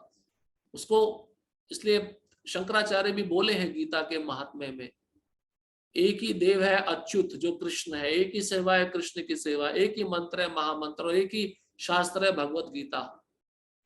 तो भक्त का मन किसी और तरफ जाता ही नहीं है। भक्ति योग अत्यंत सरल, शुद्ध तथा सुगम है। सरल है ना, आसान है ना, इसलिए प्रभुपाद जी कहते हैं नाचो गाओ खाओ बस। और साथ ही साथ हमेशा यही करते नहीं रहना चाहिए, ये शुरुआत में ठीक है, लेकिन जब जैसे जैसे आगे बढ़ते तो ध्यानपूर्वक श्रवण भी करना चाहिए। फिर भक्ति को कैसे सीखना है, कैसे करना है, ये भी एक साइंस है, एक विज्ञान है, उसको सीखने का प्रक्रिया करना चाहिए। इसका शुभारंभ हरे कृष्ण जब से किया जा सकता है। किसका? भक्ति का। प्रभुपाद जी भक्ति के विषय में कह रहे हैं, भगवान सबों पर कृपालु है, किंतु जैसा कि पहले कहा जा चुका है, जो अनन्य भाव से उनकी सेवा करते हैं वे उनके ऊपर विशेष कृपालु रहते हैं। अभी यह प्रश्न उठेगा, भगवान तो ऐसे पक्षपात कर रहे हैं, फेवर ले रहे हैं। क्यों नहीं लेंगे? आप देखिए परिवार में भी बहुत सारे बच्चे रहते हैं, लेकिन जो बच्चा आज्ञा पालन करता है वो माता पिता को प्रिय होता है नहीं होता है? उसी प्रकार से जो भक्त भगवान की अनन्य सेवा कर रहा है तो भगवान उस पर विशेष कृपालु रहते हैं, विशेष दया दिखाते हैं। और ये कोई गलत नहीं है। एक स्त्री को बच्चे सबके प्रिय लगते हैं, लेकिन अपना बच्चा तो विशेष प्रिय लगता है ना। भगवान ऐसे भक्तों की सहायता अनेक प्रकार से करते हैं। इसका शास्त्र में बहुत सारे उदाहरण भी हैं। अपने भक्तों की सहायता भगवान कैसे करते हैं? गजेंद्र जब पीड़ा में था तो तुरंत आ गए मदद करने के लिए। द्रौपदी जब निर्वस्त्र हो रही थी तो भगवान तुरंत आ गए। ये क्या दर्शाता है? भगवान एक क्षण के लिए भी रुकते नहीं है, तुरंत उस स्थान पे प्रकट हो जाते हैं जहां पे भक्त अनन्य भाव से उनकी सेवा में लगा, लेकिन किसी परिस्थिति में आ गया जो बहुत ही पीड़ादायक है। इसलिए भगवान देर नहीं लगाते, तुरंत आते हैं और उसको जन्म मृत्यु के चक्कर से निकाल लेते हैं। ये अनन्यता चाहिए हमारे अंदर। हमारा अभी चित्त अनन्य ना होकर बटा हुआ है बहुत सारी शाखाओं में। इसलिए पहले हमने एक शब्द सुना था, व्यवसायित्मिका बुद्धि। कुछ याद आया? एक होती है व्यवसायित्मिका बुद्धि, एक होती है अव्यवसायित्मिका बुद्धि। मतलब जो स्थिर नहीं है, जो अनेक शाखाओं में विभक्त है, बटी हुई है, ये भी चाहिए वो भी चाहिए, ये भी भोग लूं वो भी भोग लूं। लेकिन व्यवसायित्मिका बुद्धि जो केवल कृष्ण पे स्थिर है। जैसे अर्जुन को पूछा गया तुमको पक्षी का क्या दिख रहा है? आंख दिख रही है, बस मुझे वही लक्ष्य है। इसलिए चातक पक्षी का क्या लक्ष्य है? कि स्वाति नक्षत्र का पानी। इसलिए भक्त का क्या लक्ष्य होना चाहिए? कृष्ण का गोलोक धाम, बस। जब तक ये अनन्य भाव नहीं आएगा तब तक कृष्ण हम पे भी कृपा नहीं करेंगे। जैसा कि वेदों में कठोपनिषद 1.2 से लेके 23 में कहा गया है, यमे वैश वृणुते तेन लभ्यस्तस्यैष आत्मा विवृणुते तनुम स्वाम। जिसने पूरी तरह से भगवान की शरण ले ली है और जो उनकी भक्ति में लगा हुआ है, वही भगवान को यथा रूप में समझ सकता है। तथा गीता में भी कहा गया, ददामी बुद्धि योगम तम। ऐसे भक्त को भगवान पर्याप्त बुद्धि प्रदान करते हैं जिससे वह उन्हें भगवत धाम में प्राप्त कर सके। जिसने भगवान की शरण ली है, कैसे शरण ली है? भक्ति के द्वारा, भक्ति में सेवा के द्वारा, वही भगवान को यथा रूप में समझ सकता है। और भगवान क्या करते हैं? ऐसे भक्त की मदद उसको बुद्धि प्रदान करके करते हैं जिससे वह भक्त उनके धाम में प्रवेश कर सके। शुद्ध भक्त का सबसे बड़ा गुण यह है कि वह देश अथवा काल का विचार किए बिना अनन्य भाव से कृष्ण का ही चिंतन करता रहता है। तो भक्त का गुण बता रहे हैं प्रभुपाद जी। क्या गुण है? वो समय परिस्थिति काल को देखे बिना किसका चिंतन करता है? कृष्ण का चिंतन करता है। किस तरह से? अनन्य भाव से, प्रेम पूर्वक, श्रद्धा पूर्वक।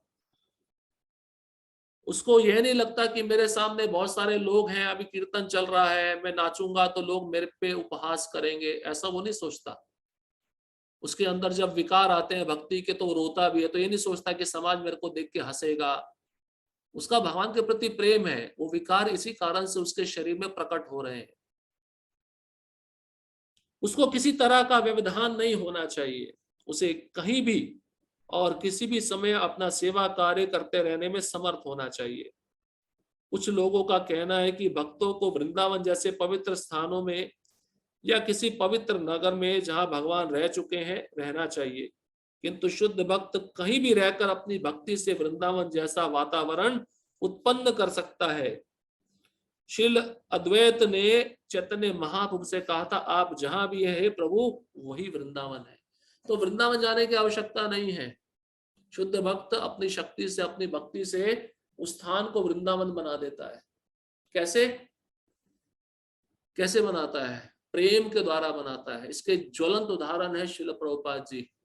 प्रभुपाद जी अमेरिका गए, अमेरिका में जाकर उन्होंने राधा कृष्ण के विग्रह की स्थापना की, मंदिर बनाए, भक्तों को प्रशिक्षण दिया, महामंत्र का कीर्तन किया। उनको एक क्षण भी ऐसा नहीं लगा कि मैं वृंदावन में नहीं हूं। प्रभुपाद जी भी कहते थे, जहां राधा कृष्ण के विग्रह हैं वही वृंदावन है। तो प्रभुपाद जी जहां जहां गए हैं उन्होंने उस स्थान में वृंदावन को प्रकट किया है। ये शुद्ध भक्त का शक्ति होता है और शुद्ध भक्त के आदेश पर भगवान उस स्थान पर प्रकट हो जाते हैं। इसलिए भक्त जहां जहां जाता है वो वृंदावन जैसा वातावरण उत्पन्न कर देता है। और वृंदावन का वातावरण कैसा है? किसी भी प्रकार का द्वेष नहीं है, ईर्ष्या नहीं है, शत्रुता नहीं है। इस भौतिक संसार में सब वस्तुएं देखी जाती है तो जो द्वंद्व पैदा करती हैं, लेकिन वृंदावन में ये शत्रु भाव, ईर्ष्या भाव ये नहीं है। वृंदावन में चाहे हिरण हो चाहे शेर हो, सब मिलके रहते हैं। जैसा कि सततम तथा नित्यशा शब्दों से सूचित होता है, शुद्ध भक्त निरंतर कृष्ण का ही स्मरण करता है और उन्हीं का ध्यान करता है। अब स्मरण ऐसा नहीं है कि उनके रूप का स्मरण कर रहा है, उनकी सेवा का भी स्मरण करता है। उनकी सेवा कैसे अच्छे से हो सके, आगे की योजना क्या है, उसको भी स्मरणम कहते हैं, क्योंकि कृष्ण के विषय में ही सोच रहा है। इस संसार का व्यक्ति अपने घर के विषय में सोचता है, अपनी पत्नी के विषय में सोचता है, पैसे के विषय में सोचता है, लेकिन भक्त भगवान के विषय में सोचते हैं, उनकी सेवा के विषय में सोचते हैं, उनके प्रचार के विषय में सोचते हैं। ये अंतर होता है एक भौतिकतावादी व्यक्ति में और एक भक्त में। ये शुद्ध भक्त के गुण हैं जिनके लिए भगवान सहज सुलभ है। ऐसे भक्तों के लिए भगवान क्या दूर रहेंगे? कभी भी दूर नहीं रहेंगे, भगवान तुरंत प्रकट हो जाएंगे। इसलिए उत्तम अधिकारी के लक्षण क्या है? वो जहां जहां देखता है उसको अपने इष्ट देव की स्फूर्ति होती है, अनुभव होता है, क्योंकि हर एक वस्तु को वह कृष्ण से कनेक्टेड करके देखता है, संबंधित करके देखता है। इसलिए भगवान उसको बहुत आसानी से प्राप्त हो जाते हैं। गीता समस्त योग पद्धतियों में से भक्ति योग की ही संस्तुति करती है। तो गीता ये नहीं कहती कर्म योग ज्ञान योग, केवल और केवल भक्ति योग का वर्णन है। सामान्यतः भक्ति योगी 5 प्रकार से भक्ति में लगे रहते हैं। पहला, शांत भक्त, जो उदासीन रहकर भक्ति में युक्त होता है। उदासीन मतलब उसमें क्रियाशीलता नहीं होती, लेकिन भगवान की सेवा कर रहा है। जैसे वेणु है, भगवान के वस्त्र हैं, भगवान की पादुका, ये सब शांत रस है। भगवान जो माला पहनते हैं, वैजंती माला, जो फूल है, वो भी भक्त है, वो भी शांत रस है। दूसरा, दास्य भक्त, जो दास के रूप में भक्ति से युक्त होते हैं। तीसरा, सख्य भक्त, जो सखा रूप में भक्ति में युक्त होते हैं। चौथा, वात्सल्य भक्त, जो माता पिता की भांति भक्ति में युक्त होते हैं। अब कई भक्तों का संतान नहीं है तो लड्डू गोपाल को अपना संतान बना के उनका सेवा करते हैं, हमारे पुत्र हैं। अनन्य भाव तभी पैदा होता है। कई भक्त ऐसे सख्य भाव में रहते हैं। वृंदावन में आज भी भक्त हैं जो सख्य भाव में रहकर कृष्ण को गाली भी देते हैं, कृष्ण के कंधे पे भी चढ़ते हैं, कृष्ण को छड़ी भी दिखाते हैं। ये सख्य भाव है, क्योंकि मित्र मित्र क्या करते हैं, आपस में लड़ते भी हैं, झगड़ते भी हैं। पांचवा, माधुर्य भक्त, जो परमेश्वर के साथ दाम्पत्य प्रेमी की भांति भक्ति में युक्त होते हैं। शुद्ध भक्त इनमें से किसी में भी परमेश्वर की प्रेमा भक्ति में युक्त होता है और उन्हें कभी नहीं भूल पाता, जिससे भगवान उसे सरलता से प्राप्त हो जाते हैं। तो 5 रस है, 5 में से भक्त अपने स्वभाव के अनुसार, अपनी स्थिति के अनुसार उस रस को चुनता है और उस रस में भगवान की सेवा करता है। जैसे दास्य रूप में वृंदावन में भगवान के भक्त है रक्तक, चित्रक, पत्रक, और सख्य रूप में मधुमंगल, स्तोक कृष्ण और अर्जुन, ये सब सख्य भाव में है। और उसके पश्चात आता है वात्सल्य भाव, नंद बाबा, यशोदा माता, और माधुर्य भाव में भगवान की द्वारका की पत्नियां हैं और वृंदावन की गोपियां हैं। जिस प्रकार शुद्ध भक्त क्षण भर के लिए भी भगवान को नहीं भूल पाता, उसी प्रकार भगवान भी अपने शुद्ध भक्त को क्षण भर के लिए भी नहीं भूलते। इसका उदाहरण स्वयं अम्बरीश महाराज के चरित्र में मिलता है।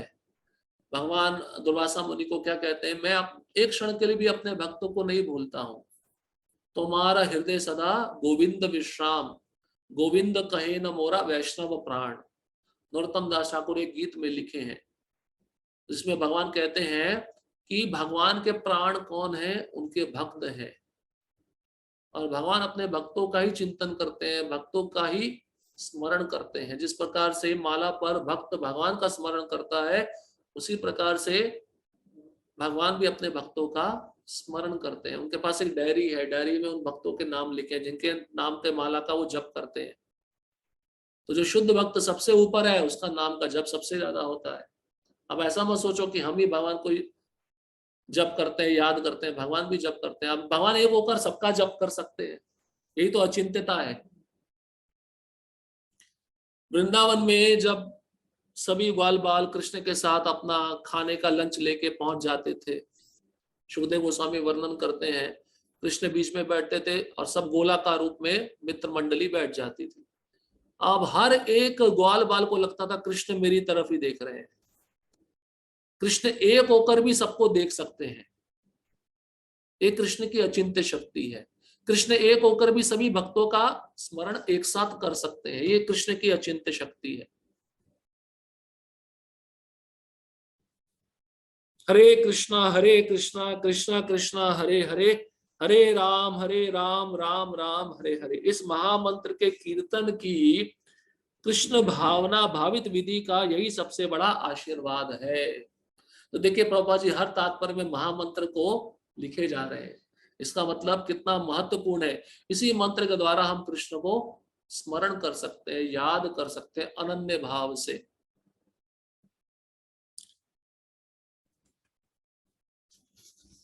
अब कृष्ण अगले श्लोक में शुद्ध भक्त का पुनर्जन्म नहीं होता, उसके विषय में बताएंगे। इस दुख में संसार को छोड़कर जब शुद्ध भक्त मेरे धाम में आता है, दोबारा इस संसार में नहीं आता, उसका जन्म दोबारा नहीं होता। श्लोक क्रमांक 15, मामुपेत्य पुनर्जन्म दुखालयम अशाश्वतम नाप्नुवन्ति महात्माना संसिद्धिम परमाम गता। मुझे प्राप्त करके महापुरुष जो भक्ति योगी है कभी भी दुखों से पूर्ण इस अनित्य जगत में नहीं लौटते, क्योंकि उन्हें परम सिद्धि प्राप्त हो चुकी होती है। भगवान कहते भक्ति योगी, ये श्लोक और स्पष्ट करता है कि भगवान के धाम में कौन जा सकता है? भक्ति योगी जा सकते हैं, कोई कर्म योगी नहीं जा सकता, ज्ञान योगी नहीं जा सकता, हठ योगी नहीं जा सकता, केवल भक्त ही जा सकता है। इसका अर्थ है भक्ति के बिना भगवान के धाम में प्रवेश नहीं मिलता। और भगवान कहते हैं ऐसे महापुरुष मुझे प्राप्त किए हैं भक्ति योग का अभ्यास करके, और इस दुखों से पूर्ण जगत में वापस नहीं आते। जब मुझे प्राप्त कर लेते तो उनका दोबारा जन्म इस संसार में नहीं होता, और क्योंकि उनको परम सिद्धि प्राप्त हो चुकी होती है। परम सिद्धि क्या है? भगवान का धाम को प्राप्त करना, ही परम सिद्धि है। अब इस भौतिक संसार में लोगों की परम सिद्धि क्या होती है? अच्छा से अच्छा नौकरी मिलना, अच्छा से बहुत बड़ा घर लेना, सुंदर पत्नी होना, ये सिद्धियां लोगों ने इकट्ठा करके रखी और उसको प्राप्त करने में प्रयत्न भी कर रहे हैं। लेकिन भक्त का सिद्धि क्या है? भगवान के धाम वापस जाना, क्योंकि ये सब नश्वर जगत है। ये मरने के बाद सब वस्तुएं समाप्त होने वाली है, कोई भी वस्तु साथ में नहीं जाने वाली। तात्पर्य यह, इसलिए भगवान इस श्लोक में देखिए इस जगत को क्या कह रहे हैं? दुखालयम शब्द आया ना, दुखालयम, और दूसरा शब्द क्या है? अशाश्वतम। ये संस्कृत के श्लोकों के शब्दों पे जोर देना चाहिए। दो शब्द है जगत के बारे में भगवान कह रहे हैं, दुखालयम अशाश्वतम। भगवान स्पष्ट कह रहे दुखों का घर है ये, और हम यहाँ पे सुख पूर्वक रहना चाहते हैं, यत्न करना चाहते हैं, ये मिल जाए वो मिल जाए। एक मुसीबत खत्म होती है, दूसरी मुसीबत आ जाती है, हम इसको सुखमय बनाने का प्रयत्न कर रहे हैं। आप इसको कभी भी सुखमय नहीं बना सकते। प्रभुपाद जी कहते हैं करेले के जूस का बॉटल है, उसके बाहर आप टैग लगा दो आम का जूस, तो टैग लगाने से क्या आम का जूस बन जाएगा? नहीं बन सकता। ये जगत का स्वभाव है, ब्लूप्रिंट है। जन्म मृत्यु जरा व्याधि दुख दोषानुदर्शनम। इसलिए भगवान कहते हैं दुखालयम, ये दुखों का घर है। आलय मतलब घर, जैसे हिमालय बर्फ का घर, पुस्तकालय जहां पे बहुत सारी पुस्तकें हैं, इसलिए दुख आलयम, ये दुखालयम है। और कहते हैं अशाश्वतम, कोई कितना भी प्रयत्न करे यहाँ पे हमेशा के लिए रहने का, नहीं रह सकता। प्रभुपाद जी कहते तुम नहीं जाना चाहते, माया तुमको लात मार के निकालेगी। जैसे बड़े बड़े राजनेता होते हैं ना, अपनी गद्दी नहीं छोड़ना चाहते, या तो उनको मार दिया जाता है या उनका टर्म खत्म हो जाता है। कैनेडी को मार दिया गया, महात्मा गांधी को मार दिया गया। ये सब क्या उदाहरण दिखाते हैं? कोई भी वस्तु, कोई भी व्यक्ति, कोई भी स्थान यहाँ पे शाश्वत नहीं है। भगवान इस भौतिक जगत का स्वरूप भी बता रहे हैं श्लोक के द्वारा, इसलिए समझने का प्रयत्न करना चाहिए। तात्पर्य, चूंकि ये नश्वर जगत जन्म जरा तथा मृत्यु के कलेशों से पूर्ण है, अतः जो परम सिद्धि प्राप्त करता है और परम लोक कृष्ण लोक या गोलोक वृंदावन को प्राप्त होता है, वह वहां से कभी वापस नहीं आना चाहता। एक अच्छे स्थान में जाकर कोई व्यक्ति गलत स्थान में आना पसंद करेगा?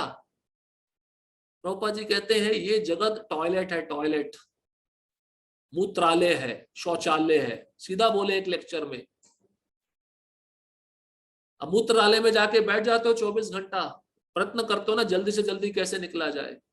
इसलिए प्रभुपाद जी कहते हैं वो मूत्रालय को आप गर्भालय नहीं बना सकते, भगवान का डीटी रूम नहीं बना सकते, जो हम बनाने का प्रयत्न कर रहे हैं भोग की वस्तुएं इकट्ठी करके।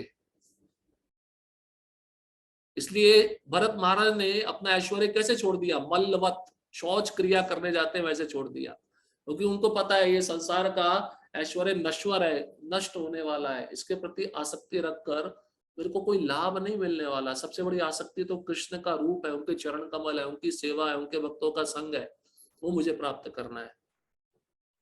ये आशा और इच्छा उस भक्त के मन में होनी चाहिए, तभी कृष्ण के लोक में उसको प्रवेश मिलेगा। इसलिए कल ये जगत कैसा है देखो, तात्पर्य के पहले पंक्ति में प्रभुपाद जी लिख दिए, जन्म जन्म दुख है या नहीं है।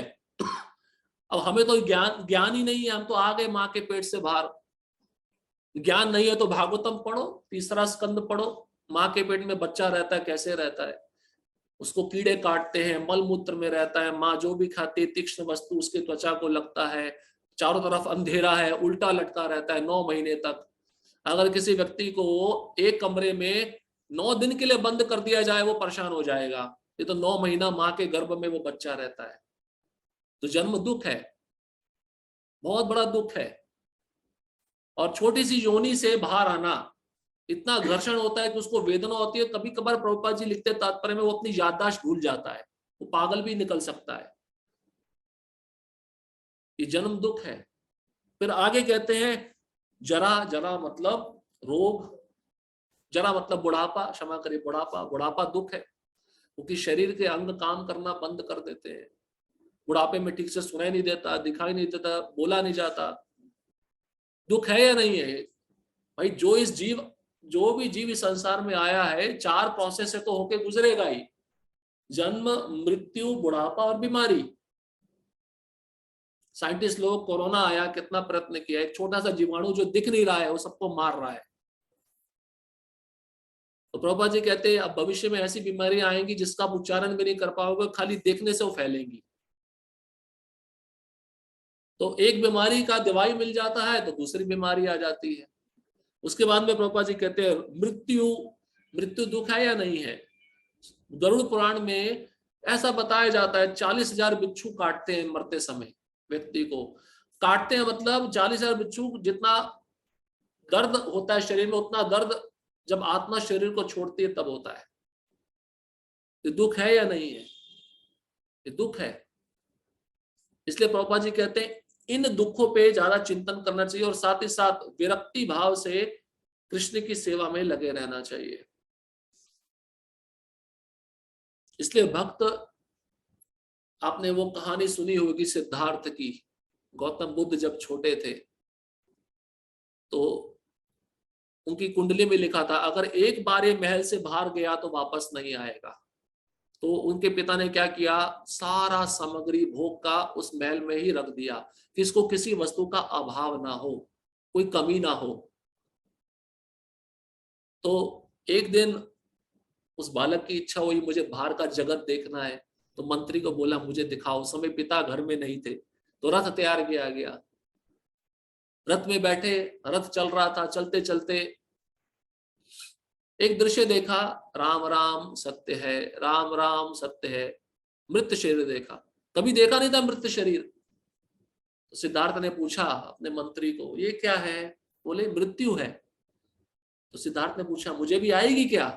हाँ जरूर आएगी, जो इस संसार में आया सबको मृत्यु आती है, मुझे भी ऐसे जाना पड़ेगा। हाँ ऐसे ही जाना पड़ेगा।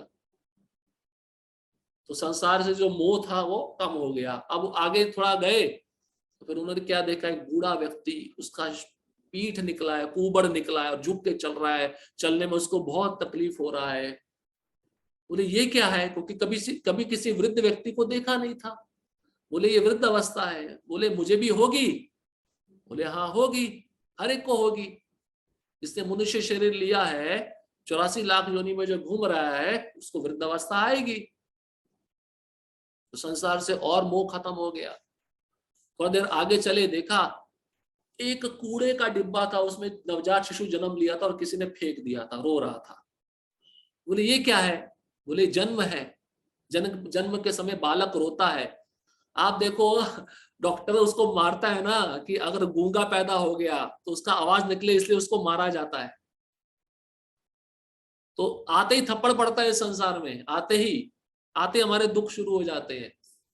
तो फिर वो ये मैं ऐसे जन्मा हूं, हाँ मैं, आप भी ऐसे जन्मे हो। थोड़ा सा आगे जाते हैं तो फिर क्या देखते हैं, बीमारी, एक व्यक्ति बैठा है बहुत खांस रहा है, जोर से खांस रहा है, उसके शरीर से बलगम निकल रहा है, कफ निकल रहा है। बोले ये क्या है? बोले व्याधि है, बीमारी है, मुझे भी होगी। हाँ जिसको मनुष्य शरीर मिला है उसको रोग लगेगा। उसी समय सिद्धार्थ ने अपना राज्यपाट छोड़ दिया। और वही आगे चल के क्या बने, गौतम बुद्ध बने। ये जन्म मृत्यु जरा व्याधि का स्वरूप है इस संसार का। इसलिए इस संसार को भगवान कहते हैं दुःखालयम अशाश्वतम।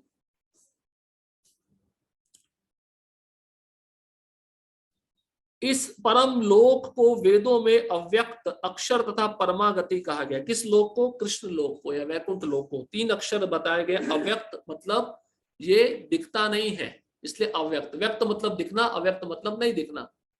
लेकिन भगवान ने कृपा की है, उस भौम्य वृंदावन को प्रकट किया जहां पे हम जाते हैं। इसके द्वारा हम समझ सकते हैं मूल वृंदावन भी है। फिर कहते हैं अक्षर। अक्षर मतलब एक क्षर है, कभी गिरता नहीं, कभी पतन नहीं होता इसका। जहां पे वो भक्त गोलोक वृंदावन में रह रहे हैं, उन भक्तों का भी पतन नहीं होता। और कहते हैं परमागति। परमागति यही परम गति है। किसी का परम गति अमेरिका है, मुझे अमेरिका जाना है, जॉब चाहिए। किसी का परम गति है सुंदर पत्नी चाहिए। लेकिन भक्तों का परमागति है गोलोक वृंदावन। ये भक्तों का गंतव्य स्थान है।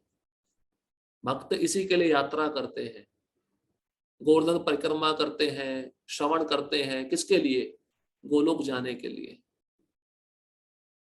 दूसरे शब्दों में यह लोक हमारी भौतिक दृष्टि से परे है, देख नहीं सकते ना हम। इन चर्म चक्षुओं के द्वारा गोलोक वृंदावन को नहीं देख सकते, जो आध्यात्मिक आकाश में सबसे टॉप मोस्ट प्लेनेट है। ऐसा बताया गया है, जैसे पहले भी मैंने बताया था, ये बात स्वयं गणेश जी ने परशुराम जी को बोली है। गणेश जी बोले मैंने शिव जी से सुना, अपने पिता से सुना है, वैकुंठ से गोलोक की दूरी 50,000 करोड़ योजन है। वैकुंठ से गोलोक वृंदावन की दूरी 50,000 करोड़ योजन। एक योजन होता है 12 किलोमीटर। बोले ये बात मैंने शिव जी से सुनी है, अपने पिता से सुनी है, और मैं आपको बता रहा हूं। तो आप सोचो, जब वैकुंठ से गोलोक की दूरी इतनी दूर है, तो यहां से गोलोक कितना दूर होगा। और वो भक्त जब भगवान उसकी भक्ति से प्रसन्न हो जाता है, तो भगवान उसके लिए विमान भेजते हैं। उस विमान में बैठकर दिव्य स्वरूप को प्राप्त करके वो भक्त गोलोक वृंदावन जाता है। और उस विमान की गति आप सोचिए कैसे जाता होगा। यहाँ का एरोप्लेन आपको अमेरिका पहुंचाता है 24 घंटे में, वहां पे 24 घंटा नहीं लगता। वो दिव्य विमान है, उसमें किसी प्रकार का ईंधन का आवश्यकता नहीं, वो भगवान के मन की गति से चलता है और अवर्णनीय है। अवर्णनीय मतलब गोलोक का कोई वर्णन नहीं कर सकता। इसलिए ब्रह्म संहिता में ब्रह्मा जी एक श्लोक में बोले हैं, चिंतामणि प्रकर सत्म सुकल्प वृक्षा लक्षावृतेषु सुरभिर विपालयन्तम लक्ष्मी सहस्त्रशत संभ्रम सेव्यमानम गोविंदमादि पुरुषम तमहम भजामि। गोलोक वृंदावन कैसा है? चिंतामणि, चिंतामणि से बना हुआ है। एक होती है पारसमणि, किसी भी लोहे की वस्तु को स्पर्श कर दो उसको वह सोना बना देती है, लेकिन चिंतामणि और भी श्रेष्ठ है। भगवान के धाम में जितने भी दीवारें हैं, फर्श है, घर है, सब चिंतामणि से बने, चमक रहे हैं। और कैसा है? चिंतामणि प्रकर सद्मसु कल्प वृक्षा। कल्प वृक्ष है, ऐसे पेड़ हैं जो इच्छा को पूर्ण करने वाले हैं। किसी भी प्रकार की इच्छा को पूर्ण करने में समर्थ है सब वृक्ष। और उसके बाद में कहते हैं सुरभीर अभिपालयंतम। सुरभि गाय है जिसको कामधेनु बोलते हैं। और वह गाय कैसी है? किसी भी प्रकार का दूध, मतलब किसी भी समय दे सकती है और कितना भी दे सकती है। उसका कोई लिमिट नहीं है, कोई सीमा नहीं है, जिसको कामधेनु बोलते हैं। और उसके बाद बोलते हैं हजारों हजारों लक्ष्मियां गोलोक वृंदावन में झाड़ू लगा रही हैं, जबकि वहां पे धूल ही नहीं है।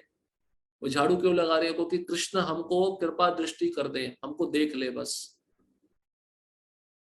क्योंकि लक्ष्मी ऐश्वर्य भाव में रहती है ना, कभी झाड़ू तो पकड़ेगी ही नहीं। इसलिए गोलोक वृंदावन में झाड़ू लगा रही है कि कृष्ण की कृपा मिल जाए। तो इस कारण से ब्रह्मा जी संक्षिप्त में एक ही श्लोक में गोलोक वृंदावन का वर्णन किया, और आगे भी करते हैं, कहते हैं वहां पे व्यक्ति गाता नहीं है, वहां पे व्यक्ति बोलता नहीं है, गाता है, वहां पे व्यक्ति चलता नहीं है, नृत्य करता है। ये सब गोलोक वृंदावन का वर्णन है। अब ऐसा स्थान जहां पे ये सब आपको पता चल रहा है, ये सब चीजें हैं, तो किसी बाहर के व्यक्ति को बताएंगे तो उसको लगेगा तो काल्पनिक है, तुम तो पागल हो, ऐसा कोई स्थान हो भी सकता है क्या? लेकिन वेद शास्त्रों में सब दिया है। भगवान अपने घर का वर्णन कर रहे हैं। जब भगवान का रूप है तो भगवान के धाम का रूप नहीं होगा, वहां पे ऐसे गुण नहीं होंगे। ये तो श्रद्धा की बात है, कोई इसको स्वीकार करेगा या नहीं करेगा। लेकिन भगवान अपने सुंदर दिव्य घर का वर्णन कर रहे हैं, जहां पे हम वहीं के हैं, हम वहां से छोड़कर इस संसार में आ गए, दुखों भरे इस संसार में रहने का हमने फैसला लिया। लेकिन जाना तो पड़ेगा, लेकिन कब जाना है वो समय आप निश्चित कर सकते हो। जैसे कोई माता पिता एक बालक को समुद्र के किनारे लेकर जाते हैं और माता पिता बैठ जाते हैं, उस बच्चे की क्रीड़ाएं देखते हैं। वो बच्चा क्या करता है, वो मिट्टी लेके घर बनाता है, हम भी बनाते थे। एक घर बनाता है, उसमें कमरा बनाता है, बोलता है मैं इसमें रहूंगा, बड़ा खुश होता है। लेकिन शाम जब हो जाती है, जब घर वापस जाने का समय आता तो माता पिता बुलाते हैं, चलो घर जाना है वापस। और फिर एक समुद्र का लाट आता है, उस घर को ध्वस्त कर देता है और बच्चा अपने माता पिता के साथ वापस अपने घर चला जाता है। उसी प्रकार से हम कृष्ण के अंश हैं, हमको भी वापस जाना है। मृत्यु आएगी एक दिन, हमारे सारी योजनाओं पे पानी फेर देगी और हमें वापस जाना पड़ेगा। तो उसके लिए तैयारी तो करनी चाहिए ना। इस तरह से एक भक्त को योजना बनाना चाहिए। स्थान रहने लायक नहीं है, ये पक्का पता होना चाहिए। जिसको ये साक्षात्कार नहीं हुआ कि ये स्थान रहने लायक नहीं है, तो वो हमेशा के लिए यहीं पे रहेगा। और प्रभुपाद जी और उपमा की है इस भौतिक जगत की, बोले ये कूड़ेदान में व्यक्ति आके थूकता है ना, ये स्थान थूकने लायक है, क्योंकि यहाँ पे सब अपने विषयों को थूक रहे हैं, चाट रहे हैं। पुनः पुनश्चर्वित चरवणा नाम, जैसे मल में विष्ठा में कीड़ा रहता है, उस कीड़े को अलग कर दो फिर उस फ्रेश विष्ठा में जाएगा, क्योंकि आसक्त है। ऐसे संसार का ये जीव जो है, ये विष्ठा रूपी विषय में आसक्त है। उसको मना करो, वहां पे अच्छा नहीं है, वहां पे मत जाओ, वो नहीं जाएगा। कल रात को मेरे पास में एक लड़का आया, मुझे बात याद आई, आपके साथ शेयर करना चाहता हूँ। वो लड़का, अब नेचुरल है, स्वाभाविक है, इस संसार में आकर्षण स्त्री पुरुष का रहता है। थोड़ा जवान है, उत्तेजित है, कॉलेज में है, तो उसका आकर्षण एक युवती के साथ हो गया है। और बोल रहा है कि उसका आकर्षण इतना हो गया है, दिन रात मुझे उसी का चिंतन होता है, मैं उसी से बात करता रहता हूँ, मेरा पढ़ाई में ध्यान नहीं लग रहा, मेरा नौकरी में ध्यान नहीं लग रहा। कैसे लगेगा भाई, कैसे लगेगा? तुमने विषय को पकड़ के रखा है। और बोलता है मैं छोड़ना भी नहीं चाहता हूँ और पढ़ाई भी ध्यान पूर्वक करना चाहता हूँ, दोनों चीजें एक साथ कैसे चलेगी? अग्नि भी जलाओ, पानी भी डालो, कैसे होगा? उसको उदाहरण दिया बंदर का। बंदर के पास एक जार है, जार के अंदर चने हैं, और बंदर ने हाथ डाला है और जो मुंह है जार का वो बहुत छोटा है। अब बंदर ने हाथ में चने भर लिए हैं, उसको खाने भी है और हाथ बाहर नहीं निकल रहा। हाथ बाहर तभी निकलेगा जब वो चने को छोड़ेगा। हम विषय को छोड़ना नहीं चाहते हैं, और जो साधु लोग बोल रहे हैं वो भी करना नहीं चाहते। तो मैंने उसको बोला भाई महामंत्र जब करते थे, हाँ करता था, छोड़ दिया। मैंने बोला यही तुम्हारी परेशानी का कारण है, आप उसको दोबारा शुरू करो। नहीं, मुझे एक बात बताओ कि वो करने से हो जाएगा क्या? ये भी संदेह है, ये भी संदेह है कि साधु जो बता रहा है वो झूठ तो नहीं बोल रहा है, या पक्का होगा या नहीं होगा। देखिए ये जीव की स्थिति है संसार। फिर उसने मेरे को प्रश्न पूछा, आपको कभी स्त्री का चिंतन नहीं आता कभी? मैंने बोला हाँ, साधु के मन में विचार आते हैं पर हम आसक्त नहीं होते। आते हैं जाते हैं, आसक्त नहीं होते, हम शास्त्र की दृष्टि से देखते हैं।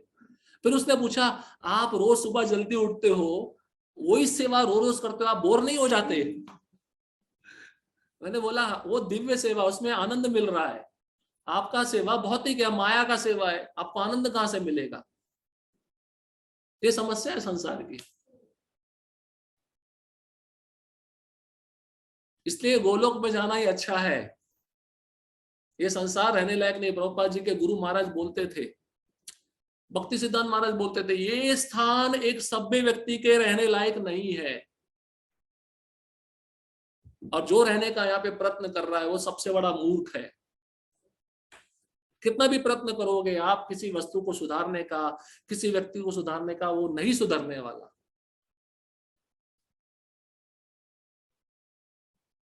किंतु ये चरम लक्ष्य है। क्या? गोलोक वृंदावन चरम लक्ष्य। चरम मतलब श्रेष्ठ लक्ष्य, जो महात्माओं का गंतव्य है, जहां पे केवल शुद्ध भक्त जाते हैं। महात्मा अनुभव सिद्ध भक्तों से दिव्य संदेश प्राप्त करते हैं, और इस प्रकार वे धीरे धीरे कृष्ण भावनामृत में भक्ति विकसित करते हैं, और दिव्य सेवा में इतने लीन हो जाते हैं कि वे ना तो किसी भौतिक लोक में जाना चाहते हैं, यहाँ तक कि ना ही वे किसी आध्यात्मिक लोक में जाना चाहते हैं। जैसे पहले भी बताया, भगवान चाहते हैं मेरा भक्त मेरे पास आए, लेकिन भक्त भगवान के धाम भी वापस नहीं जाना चाहता, वो केवल सेवा करना चाहता है। वे केवल कृष्ण तथा कृष्ण का सामीप्य चाहते हैं, अन्य कुछ नहीं। सामीप्य कैसे मिलता है कृष्ण का? उनकी सेवा के द्वारा, उनके शुद्ध भक्तों के संग के द्वारा। सबसे बड़ी औषधि, सबसे बड़ी दवा संसार में यही है भवरोग की। साधु संग सर्वशास्त्र कहे, लव मात्र साधु संगे सर्व सिद्धि है। साधु का संग ही ये सबसे बड़ा खजाना है संसार में बद्ध जीव के लिए, सबसे बड़ी औषधि है। अगर किसी बद्ध जीव को मिल जाता है तो उसका किस्मत का ताला खुल जाता है, लेकिन संग मिलते ही उनके आदेश का पालन करना भी बहुत आवश्यक है। केवल संग से लाभ नहीं मिलेगा। यही जीवन की सबसे बड़ी सिद्धि है। इस श्लोक में भगवान कृष्ण के सगुणवादी भक्तों का विशेष रूप से उल्लेख हुआ है। ये भक्त कृष्ण भावना अमृत में जीवन की परम सिद्धि प्राप्त करते हैं। दूसरे शब्दों में वे सर्वोच्च आत्माएं हैं। तो भक्त की परम सिद्धि क्या है? इस शरीर को छोड़ने के पश्चात, इस दुख में संसार को छोड़ने के पश्चात भगवान के धाम वापस जाना। इसलिए जो भक्त दीक्षा ले चुके हैं उनको तो पक्का यकीन होना चाहिए कि हम भगवत धाम जाएंगे। और दीक्षा लेकर भी किसी के मन में संदेह है कि मेरे को तो अभी 2-3 या 4-5 जन्म लगेंगे, तो फिर आपने अपना योजना बना लिया है संसार में रहने का, दुख भोगने का, जन्म मृत्यु जरा व्याधि भोगने का। आपने विचार किया है कि और समय संसार में रहना है, तो क्या पता अगले जन्म में इस्कॉन ही ना मिले, फिर अच्छा रहेगा, फिर भक्ति और अच्छे से होगी। बिना भक्तों के संग के तो भक्ति भी नहीं हो सकती। इसलिए प्रभुपाद जी कहते हैं संस्था मैंने क्यों बनाई? लोगों को अवसर दिया है भगवान की कथा सुनने का, जप करने का, दीक्षा लेने का, गलत लोगों का संग त्यागने का, और अंत में भगवत धाम वापस जाने का। ये इस्कॉन का उद्देश्य है, और प्रभुपाद जी ने संस्था इस उद्देश्य से निर्मित की है। इसलिए गंभीर होना चाहिए भक्ति में और आगे बढ़ने का प्रयत्न करना चाहिए। हमारी श्रद्धा ज्यादा से ज्यादा भगवान पर कैसे विकसित हो, ये हमें विचार करना चाहिए। और वो कैसे होगी? शास्त्र का श्रवण करके, अच्छे भक्तों का संग लेकर। यहाँ पे भगवान स्वयं कह रहे हैं, मेरे धाम में जो आता है पुनः इस जगत में वापस कभी भी नहीं आता। अब प्रश्न उठता है, प्रभु जी हम एक बार यहाँ पे यहाँ से वहां गए तो वापस आएंगे क्या? नहीं आएंगे, अब नहीं आएंगे। लेकिन एक गलती कर दी हमने, आ गए, अभी आ गए तो यहाँ से कैसे निकला जाए उसके बारे में सोचना चाहिए। ऐसा नहीं कि क्यों आ गए, कैसे आ गए। अब कुछ समस्या आती है तो उसका हल निकाला जाता है ना, क्यों आ गई, कैसे आ गई, उस पर विचार नहीं किया जाता। तो अभी प्रयत्न करना चाहिए यहाँ से भगवत धाम वापस जाने का।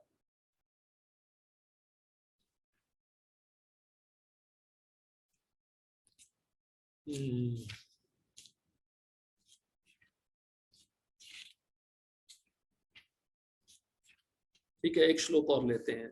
अब अगला जो श्लोक है इसमें भगवान स्पष्ट रूप से बता रहे हैं कि कृष्ण के धाम के सिवाय सभी लोकों में पुनर्जन्म होता है। जो कृष्ण लोक को प्राप्त नहीं किया तो किसी भी लोक में जाएगा, उसको दोबारा आना ही पड़ेगा, रिटर्न आना पड़ेगा। लेकिन कृष्ण के पास एक बार चले गए, दोबारा नहीं आना पड़ेगा।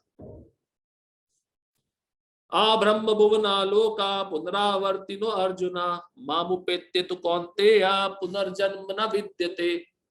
इस जगत में सर्वोच्च लोक से लेकर निम्नतम सारे लोग दुखों के घर हैं। देखो कृष्ण स्पष्ट कह रहे हैं, ये मैं नहीं कह रहा हूं, कृष्ण कह रहे हैं। ब्रह्म लोक से लेके पाताल लोक तक सब क्या चीज है, वहां पे दुख ही दुख है। आप ऐसा मत सोचना स्वर्ग लोक में चले गए तो अप्सराएं मिलेंगी, नंदन कानन वन मिल होगा, सोमरस मिलेगा। वहां पे भी दुख है, क्योंकि देवताओं को भी अपना लोक छोड़ के भागना पड़ता है। भागवतम में वर्णन है, असुर अटैक करते हैं। बलि महाराज ने खाली शंख फूका, इंद्र इतना डर गया, अपना स्वर्गलोक का नगरी छोड़ के भाग गया। देवताओं को भी अपना घर छोड़ के जाना पड़ता, तो मनुष्यों का क्या कहा जाए। इसलिए दुखों का घर है। भगवान स्पष्ट कह रहे हैं, उच्च लोक ब्रह्मलोक से लेके पाताल लोक में केवल दुख ही दुख है, जहां जन्म तथा मरण का चक्र लगा रहता है। इसलिए क्या कहते हैं, पुनरपि जन्मम पुनरपि मरणम पुनरपि जननी जठरे शयनम। और दूसरा श्लोक क्या है चैतन्य चरितामृत में, ब्रह्मांड भ्रमिते कौन भाग्यवान जीव।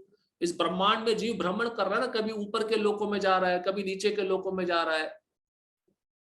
झूले की तरह मेले में झूला लगता है, झूले में बच्चा बैठता है तो कितना आनंद आता है, ऊपर जाता है खुश होता है, नीचे आता है खुश होता है।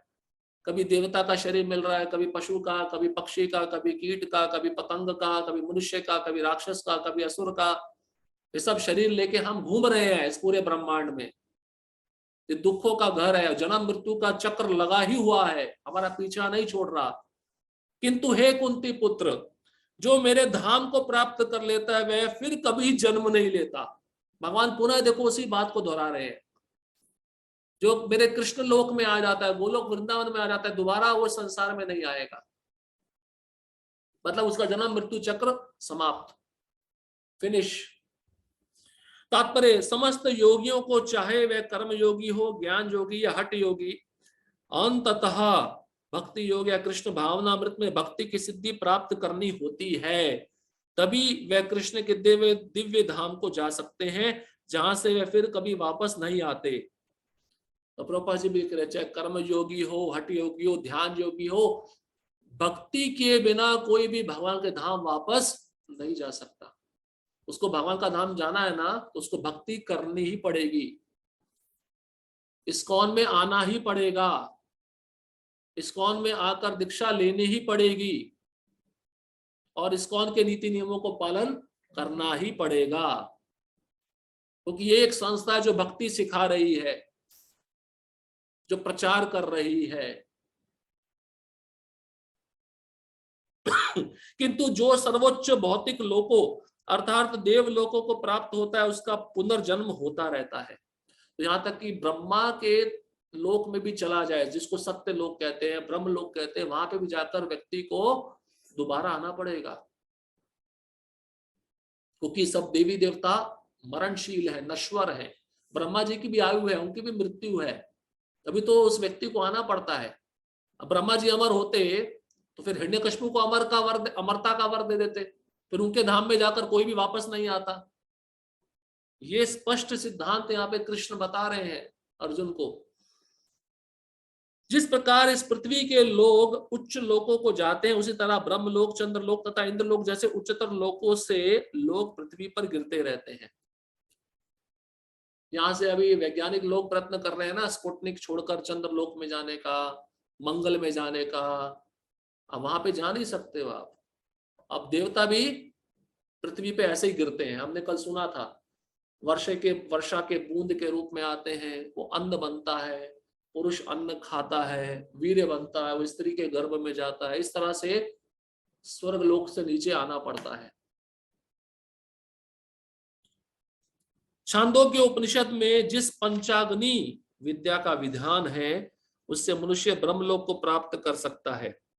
किंतु यदि ब्रह्मलोक में वह कृष्ण भावनामृत का अनुशीलन नहीं करता, तो उसे पृथ्वी पर फिर से लौटना पड़ता है। चलो ठीक है, एक कंडीशन बता रहे हैं प्रभुपाद जी, कहते हैं ब्रह्मलोक गया, अगर भक्ति नहीं कर रहा है उधर जाके, तो दोबारा आना पड़ेगा। भक्ति कर रहा है तो वहां से फिर वैकुंठ चला जाएगा,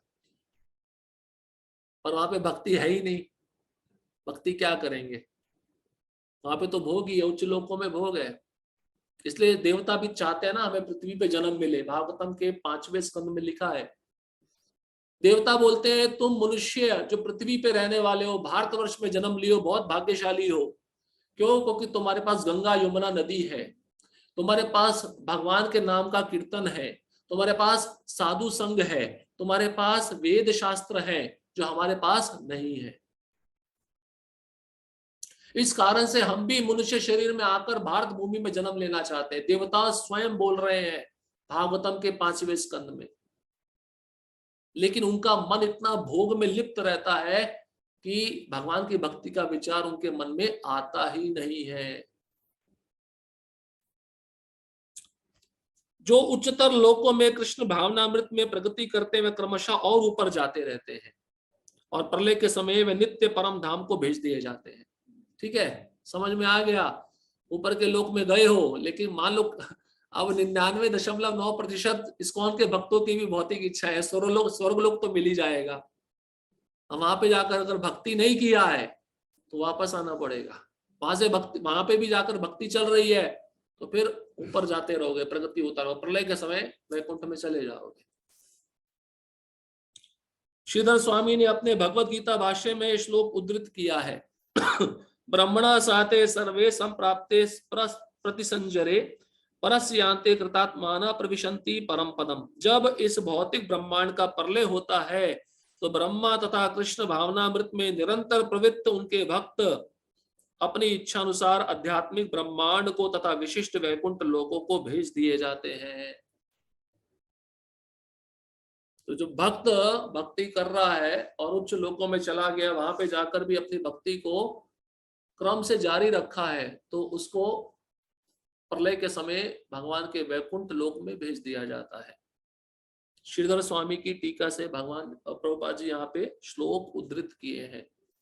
इसलिए भक्ति ही श्रेष्ठ तत्व है, श्रेष्ठ योग है, जो मनुष्य को कभी भी किसी भी परिस्थिति में छोड़ना नहीं चाहिए।